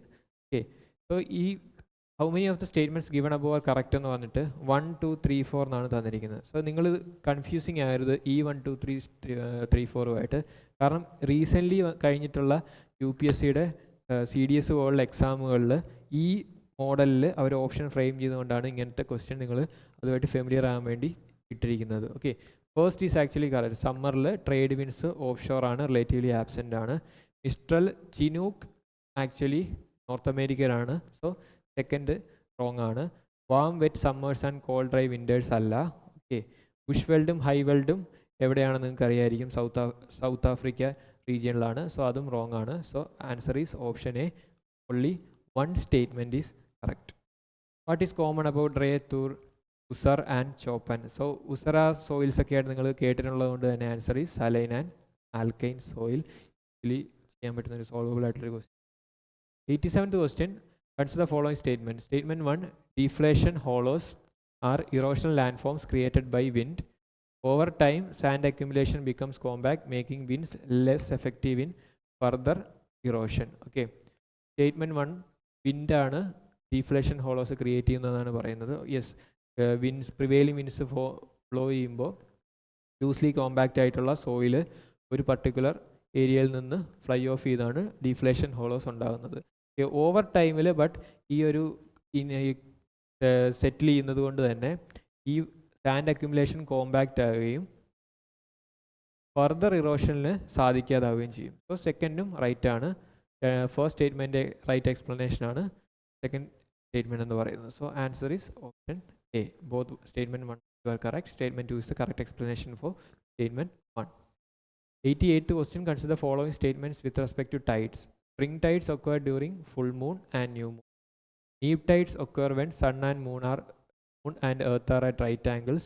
Tidal bulges on wide continental shelves are greater height. So first രണ്ട് statement നിങ്ങൾക്ക് basic ടൈഡിലെ കുറിച്ചുള്ള knowledge ഉണ്ടെങ്കിൽ അറിയായിരിക്കും. Third സ്റ്റേറ്റ്മെൻറ്റും actually tides വരുമ്പോൾ continental ഷെൽഫിലോട്ട് എത്തുമ്പോൾ ഡെപ്ത് കുറയുന്നതുകൊണ്ട് തന്നെ ആ എമൗണ്ട് ഓഫ് വാട്ടർ ആ ക്വാണ്ടിറ്റി നിലനിർത്താൻ വേണ്ടി റൈസ് ചെയ്യും. അതുകൊണ്ട് തന്നെ കോണ്ടിനെൻ്റൽ ഷെൽഫിലോട്ട് എത്തുമ്പോഴത്തേക്കും ടൈഡൽ ബൾജസിന് ഹൈറ്റ് കൂടുതലായിരിക്കും. So option C, all three is right answer for 88th question. 89th question, consider the following lake. തന്നിട്ടുള്ള ഈ പർട്ടിക്കുലർ ലേക്സിൽ ആർട്ടിഫിഷ്യൽ ലേക്ക്, വാട്ടർ ബോഡീസിൽ ആർട്ടിഫിഷ്യൽ ലേക്ക് ഏതൊക്കെയാണെന്നാണ് ചോദിച്ചിരിക്കുന്നത്. ഓക്കെ, പൊങ്ക് ഡാം എന്ന് പറയുമ്പോൾ തന്നെ നിങ്ങൾക്ക് വേണമെങ്കിൽ അതൊരു ആർട്ടിഫിഷ്യൽ ലേക്കുമായിട്ട് കണക്ട് ചെയ്യാം. ഓക്കെ, ഷാക്കിയ സാഗർ റൈറ്റ് ആണ്. അൻസുബ ലേക്ക് പക്ഷേ ഒരു ഓക്സ്ബോ ലേക്കാണ്. ഓക്കെ, അതൊരു ഓക്സ്ബോ ലേക്ക് ആയതുകൊണ്ട് തന്നെ അത് ആർട്ടിഫിഷ്യൽ അല്ല. ഭോജ് വെറ്റ്ലാൻഡ് ഒബ്വിയസ്ലി ഭോപ്പാൽ ആയിട്ട് ബന്ധപ്പെട്ട് നിങ്ങൾ ഒരു ആർട്ടിഫിഷ്യൽ ലേക്കാണെന്ന് നേരത്തെ PYQs ഒക്കെ സോൾവ് ചെയ്തിട്ടുണ്ടെങ്കിൽ അറിയായിരിക്കും. യശ്വന്ത് സാഗർ ലേക്കും അത് ഒരു ആർട്ടിഫിഷ്യൽ ലേക്കാണ്. സോ 89th ക്വസ്റ്റ്യൻ്റെ answer is option C. Only 4 is the right answer for 89th question. 90th question നോക്കുവാണെങ്കിൽ consider following expressways. So ഇതിൻ്റെ റൈറ്റ് ലെങ്ത് നിങ്ങൾ അറിയാൻ വേണ്ടിയല്ല ഈ ഒരു പർട്ടിക്കുലർ ക്വസ്റ്റ്യൻ ഇട്ടിരിക്കുന്നത്. നിങ്ങളുടെ ഒരു മാപ്പ് നിങ്ങളുടെ മനസ്സിലുണ്ടെങ്കിൽ, ഇന്ത്യൻ മാപ്പ് മനസ്സിലുണ്ടെങ്കിൽ, പ്ലേസസും ഇമ്പോർട്ടൻറ്റ് സിറ്റീസും മനസ്സിലുണ്ടെങ്കിൽ ഏതായിരിക്കും കൂടുതൽ ലെങ്ത് എന്നുള്ള ആ ഒരു ഐഡിയ വെച്ച് നിങ്ങൾക്ക് ഇത് സോൾവബിൾ ആണ് actually. Okay, Delhi Mumbai expressway ആണ് longest, Pune Mumbai expressway ആണ് സ്മോളസ്റ്റ്. സോ 3 സ്റ്റാർട്ടിങ്ങിലും 1 അവസാനം വരുന്ന ഒരു ഓപ്ഷനേ ഉള്ളൂ. ഓക്കെ, ഈ ഇൻഫർമേഷൻ ഉണ്ടെങ്കിൽ നിങ്ങൾക്ക് സോൾവബിൾ ആണ്. ബട്ട് സ്റ്റിൽ സൂറത്ത് ചെന്നൈയുടെ ഡിസ്റ്റൻസ് ജാംനഗർ അമൃത്സറിനെക്കാട്ടി കൂടുതലാണ്. എത്ര കൂടുതലാണെന്നുള്ളത് കീയിൽ കൊടുത്തിട്ടുണ്ട്. ആ ഒരു പർട്ടിക്കുലർ ലെങ്ത് നിങ്ങൾക്ക് ഓർമ്മയില്ലെങ്കിലും ആ ഒരു ജോഗ്രഫിക്കൽ സെൻസ് വെച്ച്, മാപ്പിൻ്റെ ഇൻഫർമേഷൻ വെച്ച് നിങ്ങൾക്ക് ഓപ്ഷൻ ഡിയിലോട്ട് എത്തിച്ചേരാൻ സാധിക്കും. Increasing order of total length ആണ് ചോദിച്ചിരിക്കുന്നത്. Okay, 91st question, consider the following statement with respect to agreement on fishery subsidies by WTO. The first WTO agreement to focus on environment. Okay, first WTO agreement എന്ന് പറയുമ്പോൾ നമുക്ക് confusing ആയിരിക്കും. But still WTO എന്നുള്ളത് trade body, എൻവയോൺമെൻറ്റിനെ focus ചെയ്യുന്ന ആദ്യത്തത് agreement എന്ന് പറയുന്നത് fisheries agreement തന്നെയാണ്. അത് റീസെൻ്റ്ലി ന്യൂസിലും ഉണ്ടായിരുന്നു. Okay, explicitly prohibit subsidies relating to illegal unreported and unregulated fishing. So ബാക്കി ഫിഷിംഗ് സബ്സിഡീസിനെ റെഗുലേറ്റ് ലൈക്ക് എൻറ്റയർലി പ്രൊഹിബിറ്റ് ചെയ്യുക എന്ന് പറഞ്ഞിരുന്നെങ്കിൽ ആ പർട്ടിക്കുലർ ഓപ്ഷൻ തെറ്റായേനെ. ബട്ട് ഫിഷിംഗ് സബ്സിഡീസിന് കൺട്രീസിന് സബ്സിഡീസ് കൊടുക്കാം. ബട്ട് ആ കൊടുക്കുന്ന subsidies illegal unreported and unregulated ഫിഷിങ്ങിനാവരുതെന്നാണ് ഈ ഒരു പർട്ടിക്കുലർ സ്റ്റേറ്റ്മെൻറ്റ് പറയുന്നത്. അത് ആക്ച്വലി കറക്റ്റാണ്. ഓക്കെ, കാരണം എൻവയോൺമെൻറ്റ് സസ്റ്റൈനബിലിറ്റിക്ക് വേണ്ടി, ഓഷ്യൻ സസ്റ്റൈനബിലിറ്റിക്ക് വേണ്ടി അതൊരു വളരെ ഇമ്പോർട്ടൻറ്റ് ഫാക്ടറാണ്. So 91st question answer is option C. 92nd question, again നിങ്ങൾക്ക് എല്ലാ ഡാമും അറിഞ്ഞിരിക്കണമെന്നില്ല. ബട്ട് ഇമ്പോർട്ടൻറ്റ് റിവേഴ്സ് അറിയാമെങ്കിൽ ആ ഇമ്പോർട്ടൻറ്റ് റിവേഴ്സിലെ ഇമ്പോർട്ടൻറ്റ് ഡാംസ് ഒബ്വിയസ്ലി നിങ്ങൾ കേട്ടിട്ടുണ്ടായിരിക്കും. ഇപ്പോൾ ഓംകാരേശ്വർ ഡാം, ഓംകാരേശ്വർ എന്നുള്ള പർട്ടിക്കുലർ ജ്യോതിർലിംഗ പ്ലേസ് ഒക്കെ ചെയ്യുന്ന നർമ്മദയുടെ തീരത്താണ് നിങ്ങൾക്ക് അറിയായിരിക്കും. സോ അത് നിങ്ങൾക്ക് ആ ഒരു ഐഡിയ വെച്ച് ചെയ്യാൻ പറ്റും. ഈ തവ ഡാം, തവ റിവർ ഒരു ട്രിബ്യൂട്ടറി ആണ്. ഓക്കെ, സോ അതുകൊണ്ട് തന്നെ അതും നർമ്മദ റിവർ ബേസിനാണ് ചോദിച്ചത്. ബട്ട് ട്രിബ്യൂട്ടറീസിൽ വരുന്നത് ഒബ്വിയസ്ലി ഇൻക്ലൂഡഡ് ആണ്. ഈ ഗാന്ധിസാഗർ, ഇന്ദിരാസാഗർ നിങ്ങൾ കേട്ടിട്ടുണ്ടായിരിക്കും. കോളാർ ഡാം, കോളാർ റിവർ ഒരു ട്രിബ്യൂട്ടറി ആണ്, നിങ്ങൾ നർമ്മദയുടെ പഠിച്ചപ്പോൾ പഠിച്ചിട്ടുണ്ടായി. സോ ഈ 4 അറിയാം. ഇനി ഗാന്ധിസാഗർ ചമ്പലിലാണെന്നും നട്പാ ചക്രി സത്ലജിലാണെന്നും റീസെൻ്റ്ലി അത് രണ്ടും ന്യൂസിലുണ്ടായിരുന്നു. സോ അതുകൊണ്ട് തന്നെ except 3 and 5, the other 4 are dams built on the Narmada river basin. So 92nd question answer is option B. 92nd question answer is option B. 93rd question. 93rd question, consider the following statements. Malachkhand copper belt is located in the state of Jharkhand. Copper is one among the 30 critical minerals notified by central government. Copper mining in India can only be done by Hindustan Copper Limited. Okay, third statement extreme ആണെന്ന് നിങ്ങൾക്ക് easily മനസ്സിലാകും. കാര്യം government മാത്രമായിട്ട് ചെയ്യാൻ പറ്റുന്ന minerals ഏതൊക്കെയാണെന്ന് specify, അത് വളരെ ലിമിറ്റഡ് ആണല്ലേ. അറ്റോമിക് മിനറൽസ് പോലത്തെ വളരെ കുറച്ച് ഒഴിച്ച് ബാക്കി ഓൾമോസ്റ്റ് എല്ലാം, ഈവൻ കോൾ പോലും റീസെൻ്റ്ലി അത് പ്രൈവറ്റൈസ് ചെയ്തു. കോളും അറ്റോമിക് മിനറൽസും ആയിരുന്നു കുറേ നാളായിട്ട് പ്രൈവറ്റ് സെക്ടറിന് അക്സസിബിൾ അല്ലാത്തത്. അത് പ്രൈവറ്റ് സെക്ടറിന് ഇപ്പോൾ കോളും മൈൻ ചെയ്യാമെന്നുള്ള ഒരു കോൾ സെക്ടറും പ്രൈവറ്റൈസ് ചെയ്തിരുന്നു. ബട്ട് തേർഡ് സ്റ്റേറ്റ്മെൻറ്റ് അതുകൊണ്ട് തന്നെ തെറ്റാണ്. ഈ മലച്ച്ഖണ്ഡ് കോപ്പർ ബെൽറ്റ്, അപ്പോൾ നിങ്ങൾക്ക് ആ കീയിൽ ഒരു മാപ്പ് പ്രൊവൈഡ് ചെയ്തിട്ടുണ്ട്.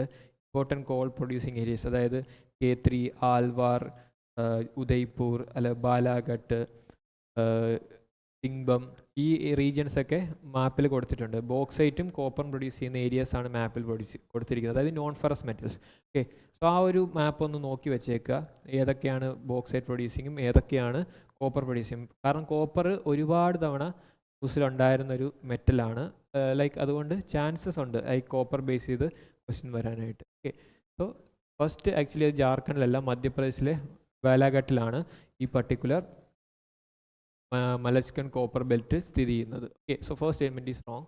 ഈ സെക്കൻഡ് ഈസ് ആക്ച്വലി കറക്റ്റ്. ഇപ്പോൾ റീസെൻ്റ്ലി വന്ന 30 ക്രിട്ടിക്കൽ മിനറൽസിൽ കോപ്പറും ടിന്ന് മുതലായ ഈവൻ പൊട്ടാഷ് പോലും ഇൻക്ലൂഡഡ് ആണ്. Okay, so second is actually correct. So